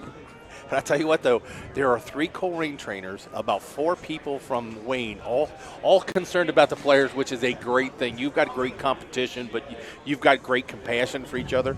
But for a cramp, you need that many people? Well, what else are they doing? I don't know. I mean, unless there's somebody else that needs their attention. Well, one's got to get the fluids. One's got to support the guy with the fluids. Right. The other One's got to get that little roller thing. One's got to get that little roller thing. One guy's got to make Hold the sure leg. hold the leg. One person's got to make sure that in case that roller thing fails, there's another roller. And they got his, and then one's got to hold the helmet. But Jalen Thomas is back up on his feet. And he's walking with a little bit of swagger now. That might be a limp. Yeah, that's a limp, not swag. He's got to walk from one side of the field to the other. Poor Jalen. See, that's what's tough. Once that start happening, you know, there's really not much you can do. It's just something you're just going to have to work with. And the walk to his bench, he couldn't have been farther away. Yeah, Being on the Wayne sideline. But complete. in his defense, he is walking. take his time. He's hurt. He can take as long as he wants to get out there. Right. He started jogging there right as soon as he got up, and now he's walking real slow. Don't need to re-aggravate that cramp. Are they going to start the game? No, they can't until he gets off the field. The referee. behind the play has got his hand up. Now he's releasing, and He's finally off the field, and now we need the referees to start the play clock. Okay, Here we go. First down and 21 for the Cardinals after the 10-yard holding penalty. I formation. Offset now. Speed pitch. Number 14, Hamza Abdul Wahid's got it, and he's moving. He's going to pick up about 7 yards on that carry. We saw Wahid last year a lot of times playing fullback. This time out of the I formation. He's not your typical fullback. I mean, he's a little more. He's a power runner, but shows a lot of speed right there and gets a little bit of it back. he's definitely not your typical fullback, considering he's been playing wingback today. Dan. Wingback and tailback.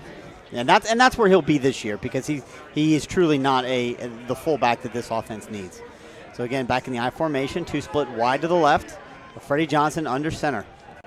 Second down and 17. I think Freddie Johnson faked the handoff, kept it himself in the Wayne defense. A rare sack in the backfield of Freddie Johnson. He's back to the. They're going to mark forward progress. Stopped at the 22-yard line.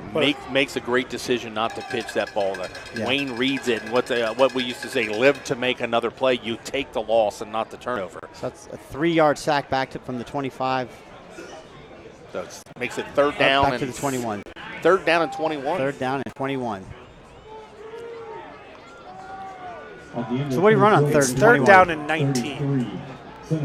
21? I was going by the board.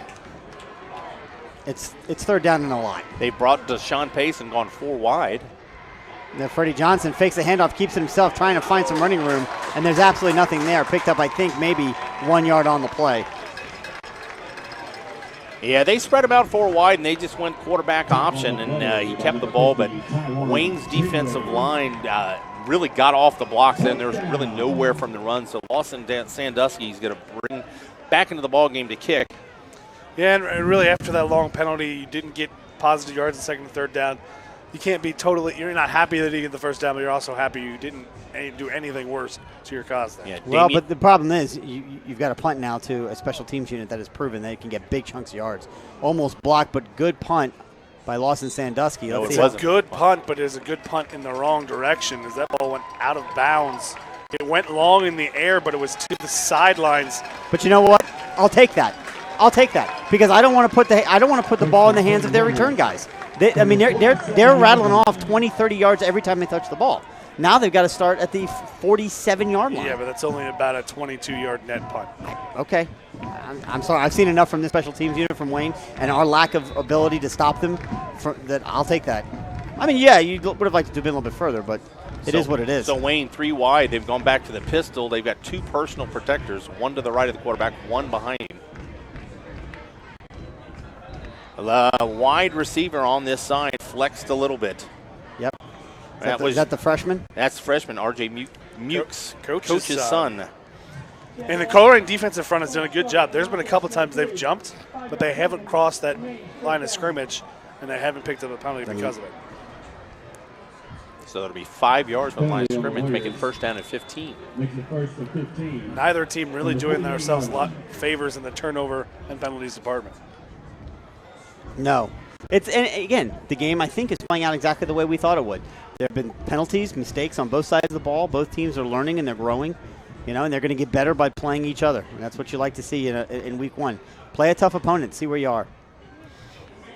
Snap is back to Fancher. He drops, looks to pass, throws it. It is caught by Austin, and he gets out of a tackle. Going to be taken out of bounds, I think, at the original line of scrimmage, maybe 1 yard. Yep, down to the 45-yard line. Yeah, he's going to pick up 7 yards on the pass. He's a special player. Austin, what's his last name? Mullins. Yeah, he started at Wayne as a freshman. Yep. That tells you everything. But he did miss almost all of last season. I think he only played in the first game. Got hurt in the first game, missed the whole season. 2nd and 8 into Colerain territory. Defense needing a stop here. Fancher in the backfield. Pistol once again takes it, hands it off to Devin. He's got it. He's got some room. Jalen Thomas is in pursuit, but takes it out to the 40-yard line. So about a...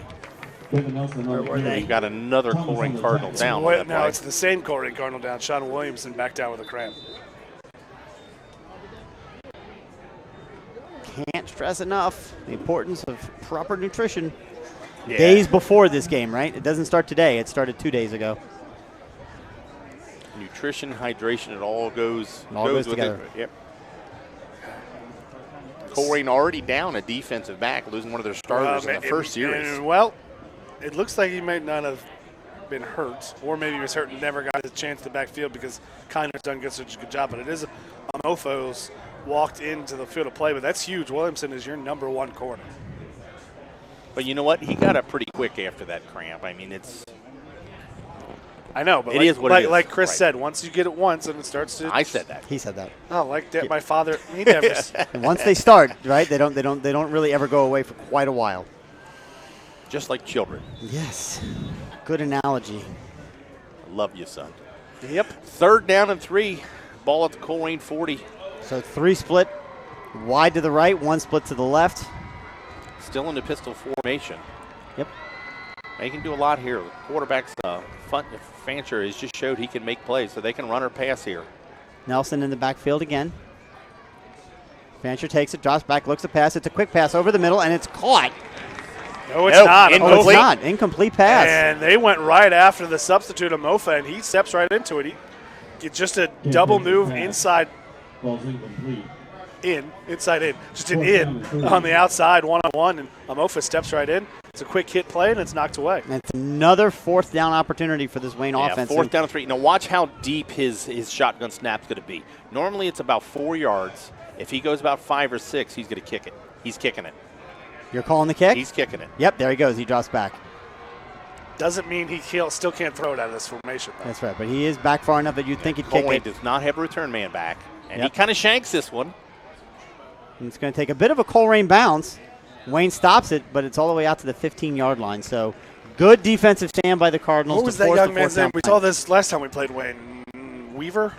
Messiah Weaver? Messiah Weaver. Hmm? Who's now at Michigan State. I don't know if he still is, but he was I at don't know. Michigan Yeah, State. that's where he went. I don't know if he's still there or From not. the 15-yard line. He did that same thing against us 3 years ago? 2015? 16? 16? I don't know. No, it was 15. You're just making stuff I'm up. not making stuff up. Are you talking about in the That's state my semi? job. The state semifinal. Yeah, 2015. That was Okay. Deshaunte Jones' senior year. So Colerain's That's going to the get last the time ball we at their played own them? 15. It's a long time. 4 years. Well, I mean, the last time we played them in the regular season was also in week 1, if you remember, at Miami University. Like Many, many years ago. a decade ago. Yeah, There was a guy named Braxton Miller, I think, at quarterback. back to the eye. I formation. There's a handoff over the middle. Oh, Flowers. This one's not about picking up his feet. He's just powering through, and he just stumbles through, gets 9 yards, but if he can catch his foot, he's off to the races. Well, I like that. Colerain got up to the line of scrimmage. As you said, they don't have to wait for the referee, and they went to the weak side this time with the straight dive. Weak side, but on the strong side of the formation. I formation once again. Freddie Johnson takes the ball, hands it off one more time Same to MJ play. Flowers, and look at the offensive line push and move and pick up the first down. He needed 1. He got 4. And again, this is what the coaching staff has learned. X is the best at stopping the Colerain option, and the Colerain Cardinals have adjusted over time, and they learn these things. That balanced 3-3 front, you try to find it and off-balance it with your formations, and you find the holes and the weaknesses, and you play against the strength of that defense. Right now, it's going with a strong side, outside veer to the short side of the field, just going quarterback, fullback to the outside veer, and taking control right now here on first down. You know, we haven't seen a counter all night. Yeah, we did. Did we? There's a handoff outside. on a sweep. Get the Hamza clock. Abdul Wahid takes it, and again, he's going to pick up positive yards. It's a great run, 5, maybe 6, but it's going to be difficult to get the corner against Wayne. Again, this team is a mirror image of us. How about They're that? fast. and Well, they're I'll athletic. give you, again, Mr. Jones, 57, your tackle. He's out there. Hamza Abdul Wahid would get the corner if he was just a little faster, but he's an offensive tackle. We can't expect him to be that fast. Right. From the 34-yard We did see a counter, but the play didn't count. Oh, okay. And a tackle was made DeAndre Ham, another sophomore playing for the Wayne Warriors. 2nd down and 4. There's a handoff to Lawson Sandusky, who takes it, cuts it, tries to bring it up. He's going to pick up only 1 yard on that run. Trying to go the other way this time, run to the wide side of the field. Yeah, and I think they're going to go. We've had some competition everywhere. Hamza, I think, is really settled in a one wing back. Jalen Thompson is the other one, but he's kind of been working on cramps to give him a blow. It looks like Lawson Sandusky is going to take up that spot on the other wing back. Yep. Sandusky is very capable, a tremendous athlete. So a big 3rd down and 3 for the Colerain Cardinals. Really want to see this 3rd down conversion here. Takes the ball, and there's the counter. Right over the middle. Breaks a tackle, Hamza. Hamza Abdul Wahid. picks up the first down for the Colerain Cardinals. And he stopped about the hole open, but a good play by the safety initially. He stopped about a yard short of the line to gain. Hamza Abdul-Wahid is the hammer, not the nail, and he just all 180 pounds of him. plows through, and the wrestler stays on his feet, stays low, and picks up the first down. We complimented him last year. I mean, he's not your typical fullback when he played last year. Cardinals quickly to the line. He runs hard. Okay, sorry. I just wanted to. No, I saw it, yeah. So now, again, given his speed, now he's lined out wide as a receiver, 2 to the top, 2 to the bottom, split evenly for Freddie Johnson. Takes the ball, hands it off once again to MJ Flowers. Well defended, but still falls forward for 3 yards. And that's a good defending up front. It may not seem like it because he still picked up 3 yards.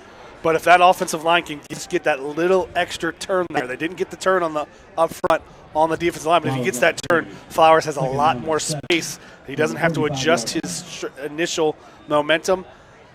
As it is, he'll pick up 3, maybe 4 yards, and that will be the final play here of the third quarter. After 3 quarters of play here at Wayne High School, it is your Colerain Cardinals 21, the Wayne Warriors 13. Yeah, key factor going into this fourth quarter. The missed extra point by the Wayne Warriors gives it an 8-point spread. As we've seen, the kicking game has struggled, but a potent offense. So, probably if they're going for 2, they've got a lot of weapons to deal with, but we got 12 minutes to play. Colerain has the ball. If they can get a score here, even if it's just a field goal, eat some clock up, it's going to put a lot of pressure on the Wayne Warriors. We got any score updates from around the city? These guys are scrambling. Somebody scored points. Another team did too. Mike's all excited. I don't know why. Lakota East and Turpin are tied at 21. LaSalle is laying it to Lakota West. Tom Bowden not doing too well in his first start. It's LaSalle 24, West nothing. Where are they playing at? Do you know? LaSalle. At LaSalle. It's a tough place to play no matter how good you are. Even without Barrett. Yeah, even without their notorious irrigation system. Just real quickly, got a stat update from our guys, Brian and Brandon, letting us know that Wayne is only 3 of 10 on third down tonight. That's shocking to me. Colerain, 7 of 10. So here we go. 2nd down and 7 for the Cardinals after the 3-yard pickup by MJ Freddie Flowers. Johnson is changing the play at the line of scrimmage. Oh, look at it. Are we getting a little sassy? You go, Freddie. Takes the ball, rolls. He's going to keep it himself. He's still on his feet. He's still going. He's going to get all the way up to the 50-yard line. He's going to be 2 yards shy of the first down. So credit Freddie there on running hard, and we have a Wayne player. Just get up. So he called his own number there. He checked to the opposite side and kept it himself, and there was a crease. He almost got through initially, was slowed down at the point of attack. And there was a speed option, and he immediately recognized the holes in the inside. The hole closed, but the blockers are still on their man. It happened earlier with Freddie Johnson when he fight for the first down. So there's no one attacking. He just gets behind him and follows him as far as he can. And here are the big boy packages in right now. Brought those defensive linemen. Yep, 3rd down and 2 for the Cardinals, who are 7 for 10 tonight on 3rd down conversions. There's the handoff in the middle, and they're not going to get it this time. They're going to be just short. They actually lose a yard there. Are they going to mark them back? Yeah, they lost a yard. This time they went with the big boy package, and instead of doing the student body, he handed it off to the fullback there, and a lot of penetration. I'll tell you what, it opens up. I know they didn't do it that play, but Wayne now overcommitting that side. You run it weak side on that. A weak next side time. tight end with a little release. So Lawson Sandusky is going to take. He's going to be kicking about from his own 35-yard line. Do you think Lawson maybe thinks about keeping it and picking up the first down? It depends if they cover it. It's a good spot for a decision. It's at the 50-yard line. They just need 3 yards. Colerain might have to. Ball right at midfield. The snap is back. Lawson's got it. Oh, he probably had it. Great kick by Lawson Sandusky inside the 10-yard line. Cardinals need to stop it, and they will right at the 9. So good kick by Lawson Sandusky. And sometimes we hear things. Maybe we should. Maybe we shouldn't. Maybe we shouldn't. Informational. All we heard from we're right next to the Wayne coach's stand. We are there. All we heard was fair catch that. Why did you just catch it? Fair catch it. Well, he saves himself maybe 7 or 8 yards, but again, you never know. It's an end-over-end kick. It's not a traditional punt. So unless you're absolutely 100% sure that you can get to the spot, because he's kicking it away from you. He did. If you can't, I'm not 100% sure, your best job is to stay away. So I'm fairly certain that this is Wayne's worst starting field position of the night. So Colerain looking to make a big defensive flop. Wayne starting at their own 7? 8. Own 8-yard line. And they'll start on their own 13. So the first time Colerain flinches from the defensive line, but this time into the neutral zone. Dante Corleone. Don't want to do that. I mean, you got him backed up. You got a chance 3-5 yards. Yeah, now it's first down and 5 up to the 13-yard line. And Wayne's adjustment here, your personal protector is the big wide receiver, 6'4", 220-pound receiver moving a fullback. So a pistol, but with 2 protectors. Yeah, 18 drops back, and he's not going to Nothing. get the pass, but Nothing. the Colerain defense is there. Nothing. But there's a bigger play here. Mike Best's helmet comes off. He's got to take a play off. And he knows it. He runs, sprints off the field Well, because he knows that the offense doesn't have to They've got to wait. give him time. But they do for a have helmet. He does for the helmet. They cannot just rush the play. They have to let a substitution come in because the helmet did come off. So he actually lost a yard. Jalen Thomas, fighting cramps, is coming into the ball game. He was already at Brian Beavers is the man checked in. 23? Okay. Yeah, that's Okay. Brian Yep. Beavers. Yep. Okay, so now Second down and 5. they're saying no gain. Second down and 5 at the 13-yard line. Hold steady, boys. Again, 2 guys in the backfield trying to protect. There's a intended pass. Oh, he's got him. He's got him caught, but he dropped it. In and out of the hands of the intended receiver. Wow, that's a couple times tonight. The Cardinals have been lucky. And Yeah. Mofa bit for the underneath route, and he got beat over top, and it's just dropped by Brendan Hill. Funcher kind of a little bit underthrows him, but he's making a catchable ball. He's just throwing it up. He might not catch it in stride, but he's going to make it a very catchable ball. And unfortunately, Hill just dropped it. He just dropped it. He throws a nice ball for a converted wide receiver. He certainly does. So now it's third down and 5. So third down and 5, play clock ticking down. This is really interesting, right? Because they don't punt, and they're so deep in the taking red a long zone. time to get this play off. Yeah, they're going to have to call a timeout. 3, 2. Timeout, sidelines. You know what? They got the play off in time, but the timeout was called. Now, granted, we saw earlier Yeah, they didn't call delay a game on the the Cardinals. official. Yeah, they've got the end zone clocks, but the official clock is Yeah, kept that's by true. the referee in his hand. So Now, granted, Oops. it's the first game for the referees, too. Again, they had a preseason, and it's not like they've never done football before. Some I of hope them, not. Wait, some wait, of them wait. might not. our buddy Alex is doing his first game tonight, and he's never done it. Where is he tonight? Did he tell us? Not really sure. Didn't hear from him. I thought he said he was doing the JV, the Colerain Wayne JV game tomorrow. Yeah. So yeah, Alex Kaiser, who many of you know if you've followed us on Twitter, during the game and on Instagram specifically, he's been with us for several years, manning those social media accounts for us. And this year he's taken at least a year off because he's been training and working towards becoming a referee in high school. As everyone knows, we have a severe shortage of referees and umpires in the state of Ohio officiating, just because they are mercilessly pounded on by fans and parents, and it's terrible and it's a real shame. And there's a little bit of a credentialing problem, too, that takes a lot to be able to do that. Yeah, there you go. All right, so third down and 5 for the Wayne Warriors. Nobody in the backfield. Elijah Ford rushes. He's going to pick up enough for the first down and then some.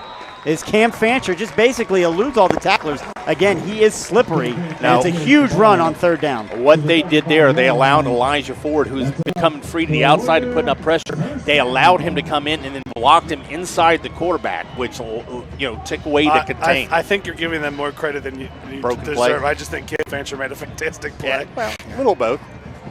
At one point, you wonder, does it almost make sense to not blitz him? No. There comes another blitz. Out to the side, and it is incomplete again. Another drop pass by, again, the freshman. Yeah, but I don't know if that's a little bit of a drop pass, but it's also he threw it a little too far to the outside. He had to change his body position. But again, they kind of He had both hands on the ball. That's all I'm saying. right. But you have both hands on the ball, and you're completely changing a 360. Yeah, It's still difficult. yeah, no doubt. And he's a freshman. But again, Cardinals or Wayne throwing over a secondary defensive back, rushing the underneath route and going back over top. Second down and 10. Again, Austin in motion, takes the ball. He's going to run wide, look for a hole, going to plant his foot and try and get a few yards, and he's not going to get much. Call it 1 yard on the gain for Austin Mullins. And Elijah Ford lost contain on that scramble on third down by Fancher. This time he doesn't. And by keeping contain, he forces Mullins back inside, and the rest of the Cardinal defense can flock and make the tackle. So third down and 8. Yep. And this Good series, reference, too, they had success last time with the personal protectors. They've gone back to just the quarterback back there and gone 5 wide. Yeah, Devin Nelson is out there, but he's split out in the slot as a receiver. So he's got 2 to his right and 3 to his left does Cam Fancher. Now with 3rd down and 8 to go. Here comes a blitz, bowled over, passes intended and incomplete once again. A very late flag behind the play. What are the... Well, that was thrown by the head ref. The holding. Holding. Yeah, the blitz from the outside. But this is interesting. They haven't punted yet, But and it's incomplete. But it's also it's a spot foul. I know. You give him a 3rd down and 18, or do you give him a 4th down and 8? They've decided to Or you know decline what? the That'd be penalty. more than that. That'd be 4th. That'd take it. That's probably what a foul in the 30. Uh-oh. The 20. Uh-oh. What's going on here, guys? It's a punt formation. What is this? What is I'll this tell you thing- what. What is they doing? They haven't done it yet, but in warm-ups, the sophomore Elijah Brown, kid's got a leg. He's a big. He's not a. guy. He's, that him? He's obviously more of a. He's a tight end by trade, but he's got that. Remember, Joe Bone years ago? We Yeah. just muscle it, Right. And he's kind of got that sort of kicking style. Let's see. Snap is back. He's got it. Drops it. Puts his foot on it. Nice kick. Not a bad kick at all. Fair catch called and caught Like I said, at the 27-yard line by Deshaun Pace. And that just sometimes you don't need technique. Sometimes you And just have to have a even monster before leg. Joe Bolden, who was the freak athlete that we had? more. Trey Hudson. Trey Hudson. Trey Hudson. That's Trey Hudson, about the same. Not 6'4", 220, but Trey Hudson. 6'4", probably not 230. But yeah, right. Trey Hudson was big. He's a big boy. He wasn't that big though. It wasn't this big. He Especially, was that tall. He wasn't that thick. I don't think he was 6'4", though. I put him And more that kid's six- that Kid's that just a big. It's sophomore. and Brown there is just a sophomore. Yeah. No. So Colerain takes the ball. 8:41 left to play in this game, clinging to an 8-point lead. Now they've got to put together a nice long drive here, sustained drive, positive Score on the yards. first play. There's a handoff to MJ Flowers. He takes it, stays on his feet, and is going to pick up about 5 yards. First down run. We'll take that on first down anytime. It just softens the defense up. Just a power. You know what? Again, we like to see this. We didn't really see him much in the preseason, but he picks up 5. Gives us that hammer back there. A lot of people said, you don't like to see a guy that young back playing fullback, but shows good power and size and picks up 5. What were you checking? I'm sorry. I was trying to get the time of possession, but they're busy. Okay, that's fine. Oh, I'm on the wrong side. There we go. There's a handoff once again. Freddie Johnson probably should have kept that. That was a straight handoff. Straight handoff. That was it? wasn't a Okay. read, yeah. No read there. That was just a straight fullback trap. Picks up 2 yards, makes it 3rd and 3. 2.5. Switch with me, Brandon. Thank you. Doing a little do-si-do here in the. What are you I would guys call it a doing back booth. Don't but worry about what we're Yeah, doing. you focus on the field. game. There you go. And those wings, because they were delicious. 3rd down and 3. Ball spotted at the Colerain 35. Apparently Need to there's get a- to the 38. There's a bell effect now. It's a Zuzu Vela. What was that thing? It's not. It's the bell tone from Metallica that like 50% of schools do on 3rd down. There you go, 3rd down. There's a pitch back to Hamza Abdul-Wahid. He takes it, Nice. and he's going to be tackled right at the line of scrimmage. No first down for the Cardinals. I tell you, that's Jared Couch, 99, playing from the defensive line. The junior has made a lot of plays. He's been all over up front for the Winning Warriors. And not that overly big. They list him at 6'2", 215, playing defensive end, but he has been in the backfield, makes some big catches. So it's now 4th down and 3, and it's going to bring the kicking team back on. Damian Bowles is getting a little bit of extra instructions. Cardinals offense really need to kind of help out their defense there and pick up a first down and give them a chance to break, and they're not doing that. There we go. Still 4 seconds left on the clock. 3, 2, snap is back. Sandusky's got it. That's what he needed. That's what he needed. Kick back to 2. Makes a man miss. Makes another man miss. He's going to be caught and taken down right at the 30. See if they give him to the 36.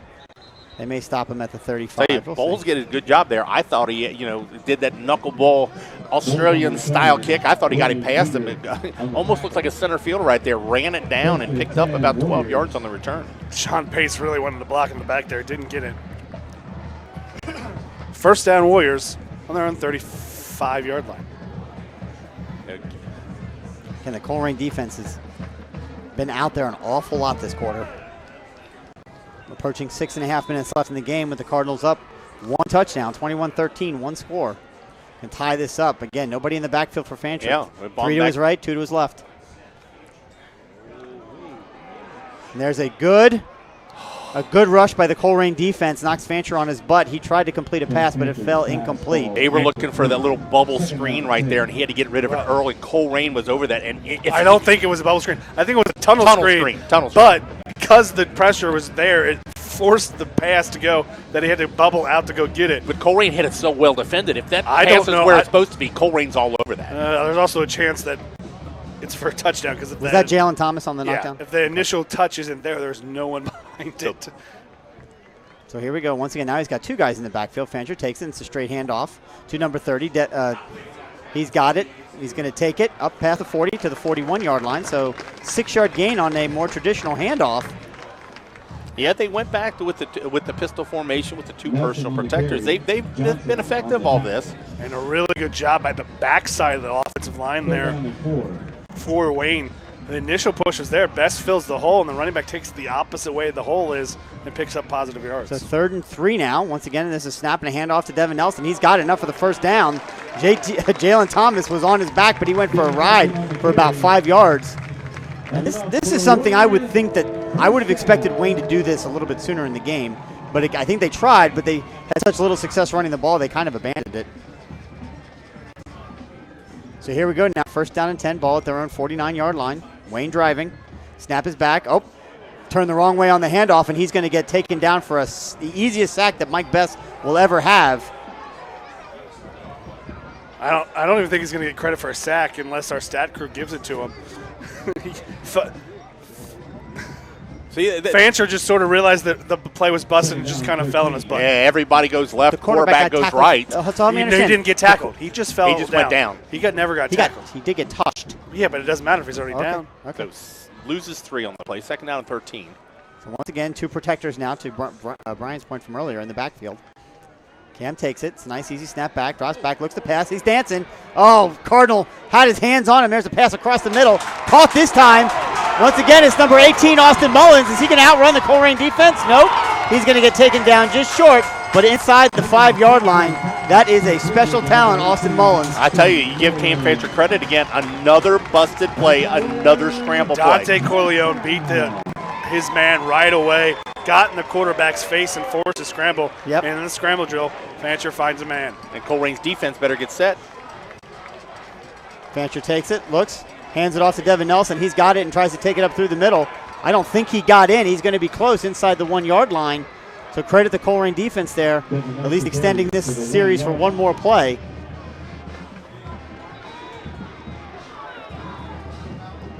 Another Colerain player down. We are dropping like flies here, guys.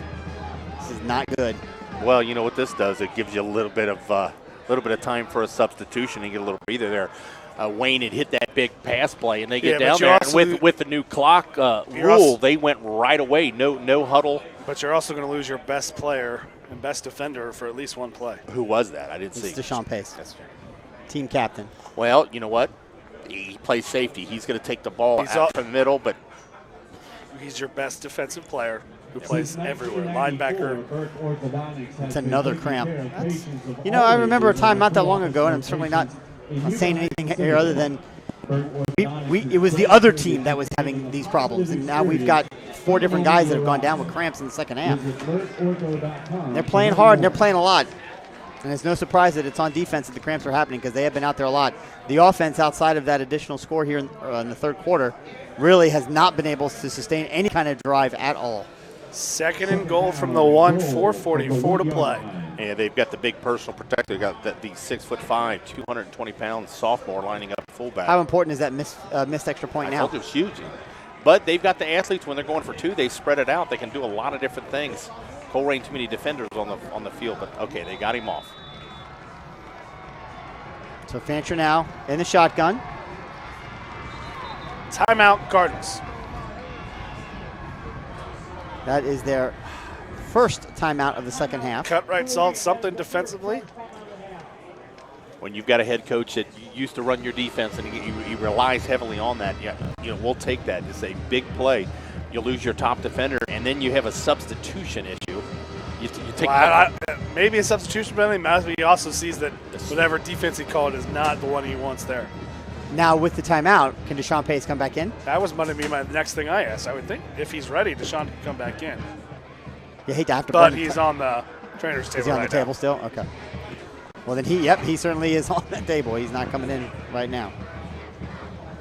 This has been a good game. I mean, it's been a good game in terms of intensity and closeness. Both teams probably haven't played that well. That's exactly what I'm saying. And I think it's been very clear from up front that it's been the Colerain defense really carrying them, and Mr. Cam Fancher really carrying the Wayne Warriors. Absolutely. We need to start thinking of our player of the game for the Cardinals. So they go on a silent count, and they draw Colerain offside. So Yeah, and that goal line package, Ace Aaronswender, your starting center in a defensive line, would go from first and goal from the 1 to the first and goal from the half-yard line. Yeah, honestly, who cares? I mean, that doesn't matter. So he gets to play from the sidelines. Okay, but back to the pistol formation. Fancher's he's up to the line, back of the line. Okay, now he's in the pistol formation. Takes it, hands it off to Devin. Once again, gets hit in the backfield, and he's not going to get the touchdown. Only half a yard away, and he gets stopped. I'll tell you what, Xander Kendall has been all over for the Cardinal defense. He steps right in the hole, and they're going to give him forward momentum. No. Third down and goal. To the probably lost a half yard. Yeah, lost a half yard. That's about right. Yeah. He kind of fell back after the initial contact. So that was Devin Nelson. But yeah, on the it's carry. from the half-yard line. Hard to get forward momentum. No, they gave him to the yard line. It's going to be very difficult to stop them 3 times here. Let's hopefully the Colerain defense can find a way to no trickery ensues. Once again, Devin Nelson in the backfield, lined up right next to Cam Fancher. Cam Fancher takes it, fakes the handoff. He's going to throw it into the end zone, and it's caught for the touchdown. Number 3, the freshman, who's had several drops today, the coach's boy, Mukes, pulls in the touchdown for 6 points. And it's nothing fancy. It's play action, but they do the little in, then out, and it's wide open. A little zigzag route to the outside, and it's 6 points. Yeah, you single coverage out there, but I said they have to go for 2 right here. But it's pretty much the same situation there just right then. They've got athletes all over the field. They've got a quarterback that can run. He can throw the ball. They got a running back that's capable of getting these 2 yards. Deshaun Pace is back on the field. So the Wayne Warriors going for 2 to tie, currently down 21-19. Snap is back to Fancher. He's looking to pass. He's going to tuck it, look to run. He's going to keep down on his feet, and he goes down. Referees are looking. Colerain saying they stopped him. They did stop him. And they ruled he's down. What the referees have not made a signal Yeah, yet. they have. The one came No, in. they haven't. They have made it. Yeah, the one Okay, you can't the one see, in the middle. You can't see him. They've ruled him down. Yeah, his knee clearly hit down before the ball crossed the plane. So short on the 2-point conversion, the Cardinal defense steps up once again, and now are nursing a 2-point lead with 3:49 left to go in this game. The offense has got to find a way to put together a drive. Just a couple. You need some first downs. Both teams still have 2 timeouts.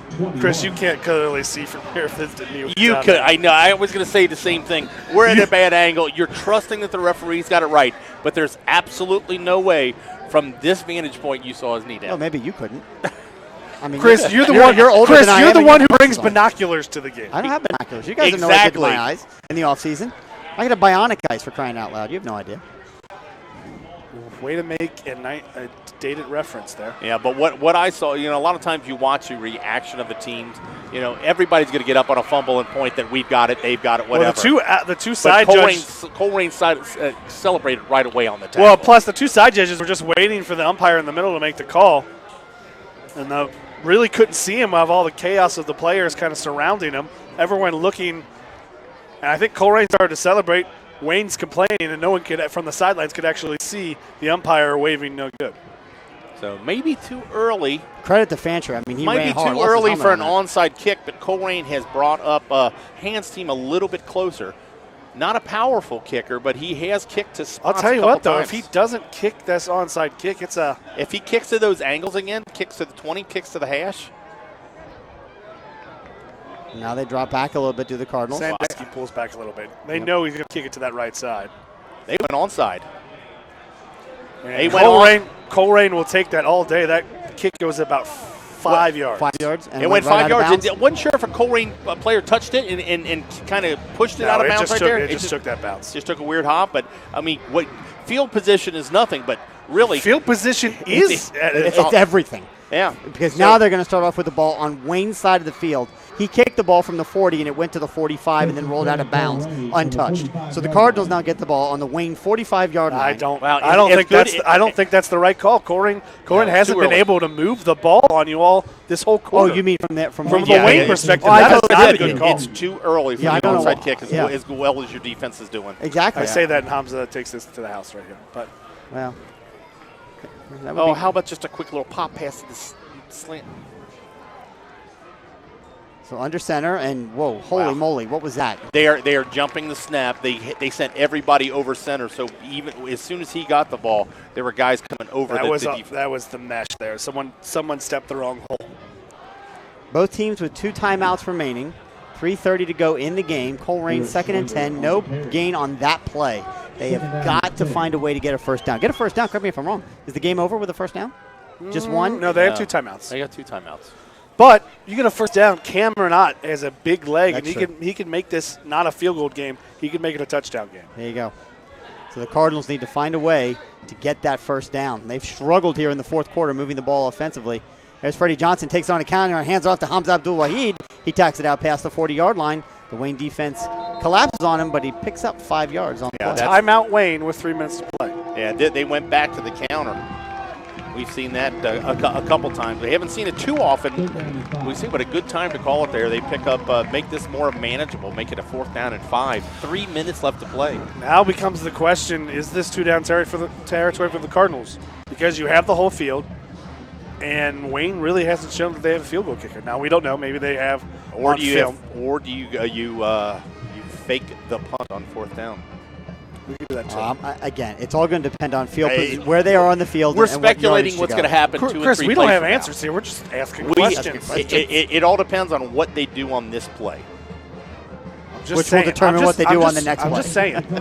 Yes, you're right. Those are the questions that, for Sean Cutright as the new head coach, he's got to be thinking through his head, okay, here's where we are. And again, to your point earlier, Brandon, he's a defensive guy. Always been on the defensive side of the ball, but now he's got to be thinking more offensively on top of that because, again, Ty Williams, the new offensive coordinator for the Cardinals, probably is, little clenched fist a little bit like, oh, this is tight. What do we do?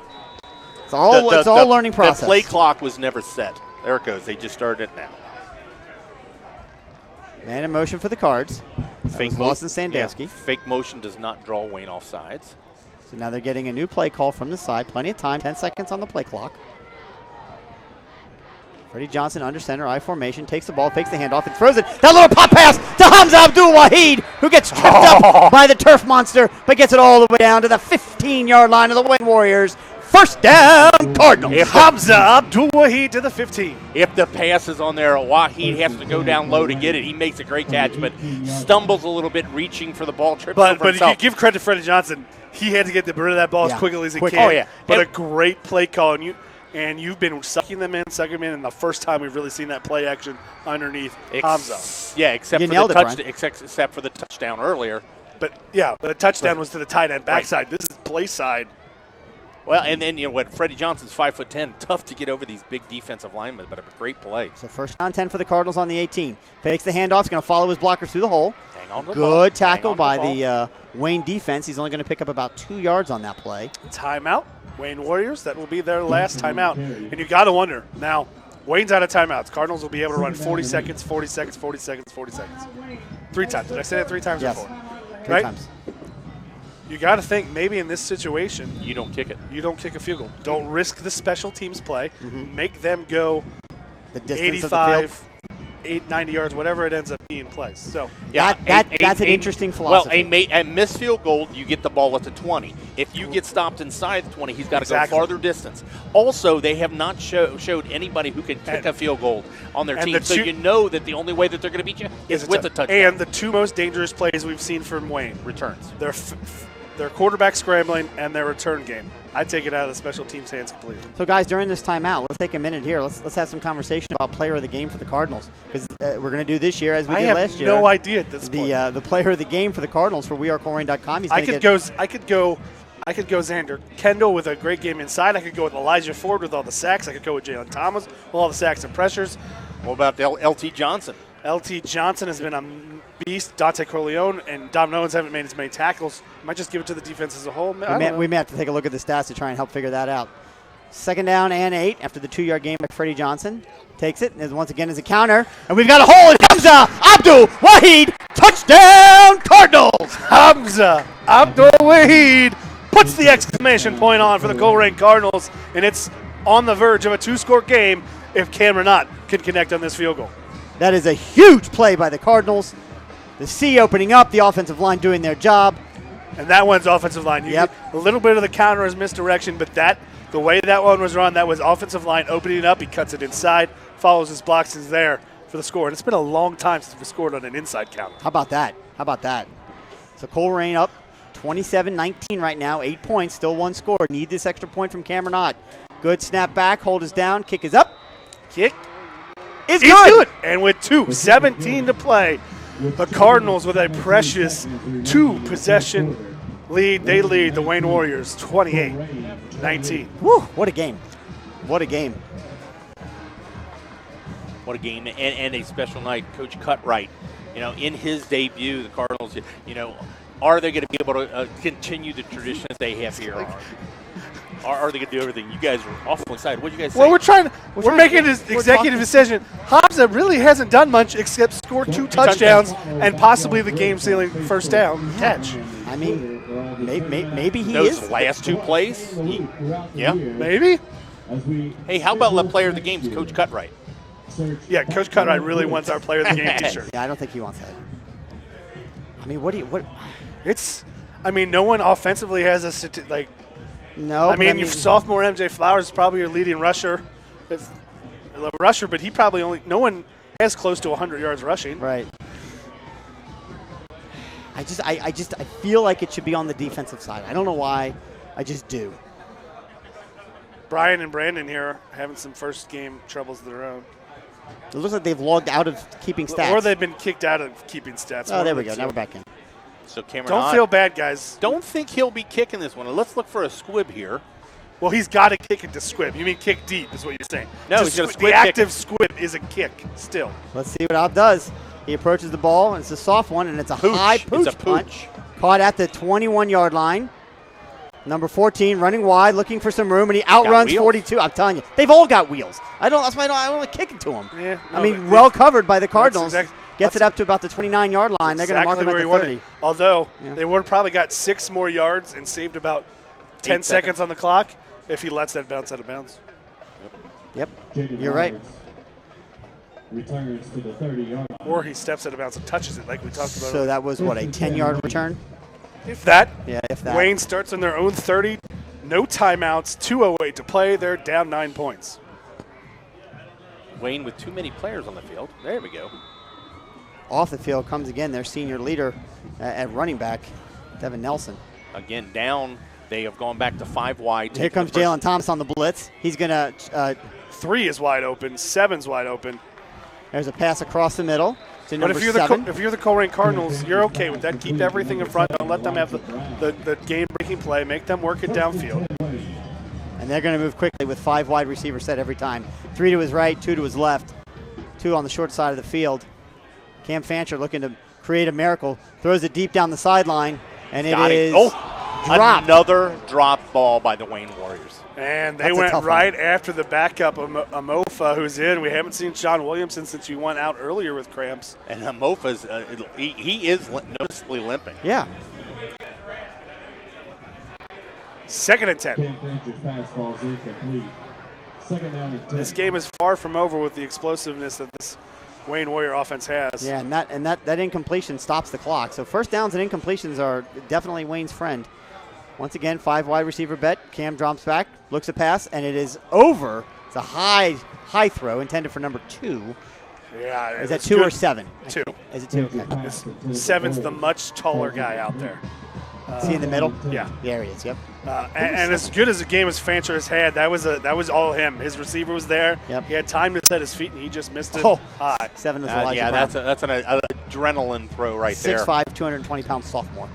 Jeez, Pete's. He's a big guy. 6'5", 220, and he's a sophomore. Yeah, I don't know that I buy that, but okay. He's a big guy. Again, 3 wide receiver up. Jalen Thomas showing blitz, and here he comes on the blitz, getting picked up, and pass is intended for number 18, but it falls incomplete. And I think that's the pressure. The pressure didn't get full contact with him, but it did force Fancher to kind of throw it at an odd angle around Jalen Thomas and Dante Corleone coming up the middle, and that forces the pass low, incomplete. 4th down and 10, the game on the line here for the Wayne Warriors. Yeah, this is it. The Cardinals have a chance. If they can stop him on 4th and 10 to put this game away and start the season 1-0 and give Coach Cutright his first varsity victory. Cam drops back, looks to pass. He's in the middle. He's going to get taken down. There's your man. Fumble, doesn't matter. No fumble. Mr. Jones, your starting offensive tackle, comes in on defense for that final pass rush and gets the sack to seal the game. Woo! How about that? Coach Cutright in his first game, he's going to start the Cutright era right now. And I don't know if you guys know it, Coach Cutright's father-in-law fell ill. Did not know that. He is, and his wife put on Facebook today, one of the greatest things about tonight is that his father is able to listen to us listen to the game. That's really sweet. So thank you for listening, Coach Cutright's father-in-law. I apologize. I don't know the name. Don't know the name. But thank you so much for listening, and we hope you've enjoyed the broadcast. Obviously, I promise if you keep listening, we will get better as the year goes on. It's our first full game live Plus, broadcast. my father and I will just get funnier. Funnier is a word you could use. I don't know it's the word I'd use, but so you how about certainly this? can say 1:37 left to play. The they're best taking, formation that Colerain runs. We like to call it the victory formation, as do many other football teams who do the exact same thing. Colerain student section, although the bus got here late, in force here. How about shoot that student section over there, Mike? Yeah, let's see it, Mike. We're not allowed showing the live thing of the. Now the effect of them all using their phones is gone. So they did this cool thing with their cell phones. Mike tried to do the slow pan and be artistic. Well, no, he's just making sure the cords don't fall out of the camera is what he's doing. Yeah. So the Colerain Cardinals, new head coach, new offensive coordinator, new defensive coordinator, new quarterback, new backs, half of the defense replaced. It's a whole new world, but you know what? Sometimes the result just stays the same. There's a reason that we say we are Colerain. Okay, Freddie Johnson takes a snap, takes a knee. Now under a minute to play here in this game. Have we just Brandon, give me your Brandon is still struggling to pick out stats. It's such a well-balanced game, big plays, a team victory. So they're trying to figure out by stats who's the player of the game. Hamza. I think it's going to be Hamza Abdul Wahid.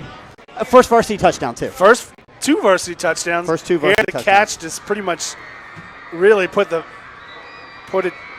end to this. And that's the final play of the game as Freddie Johnson takes a knee and the clock will tick away. The Colerain Cardinals in the backyard blitz travel to Dayton, Ohio and battle the Wayne Warriors, who will be a power in Region 2. Make no mistake about that. To Huber Heights. I did that for Brandon. I know. I'm usually the one that gets yelled at for that. But travel go ahead. to Huber Heights and take on the Wayne Warriors and beat them by the final of 28-19. Hamza Abdul Wahid will be our WeAreColerain.com player of the game with 73 yards rushing and 2 touchdowns. And a big catch to set up that final touchdown. So for Brian and Brandon Wyatt and Mike Wark, who's done a phenomenal job tonight keeping us in line here, we're going to sign off and see you next week at the Cage, where the Colerain Cardinals open up their home against the St. Xavier Bombers. Thanks for listening to We Are Colerain.com.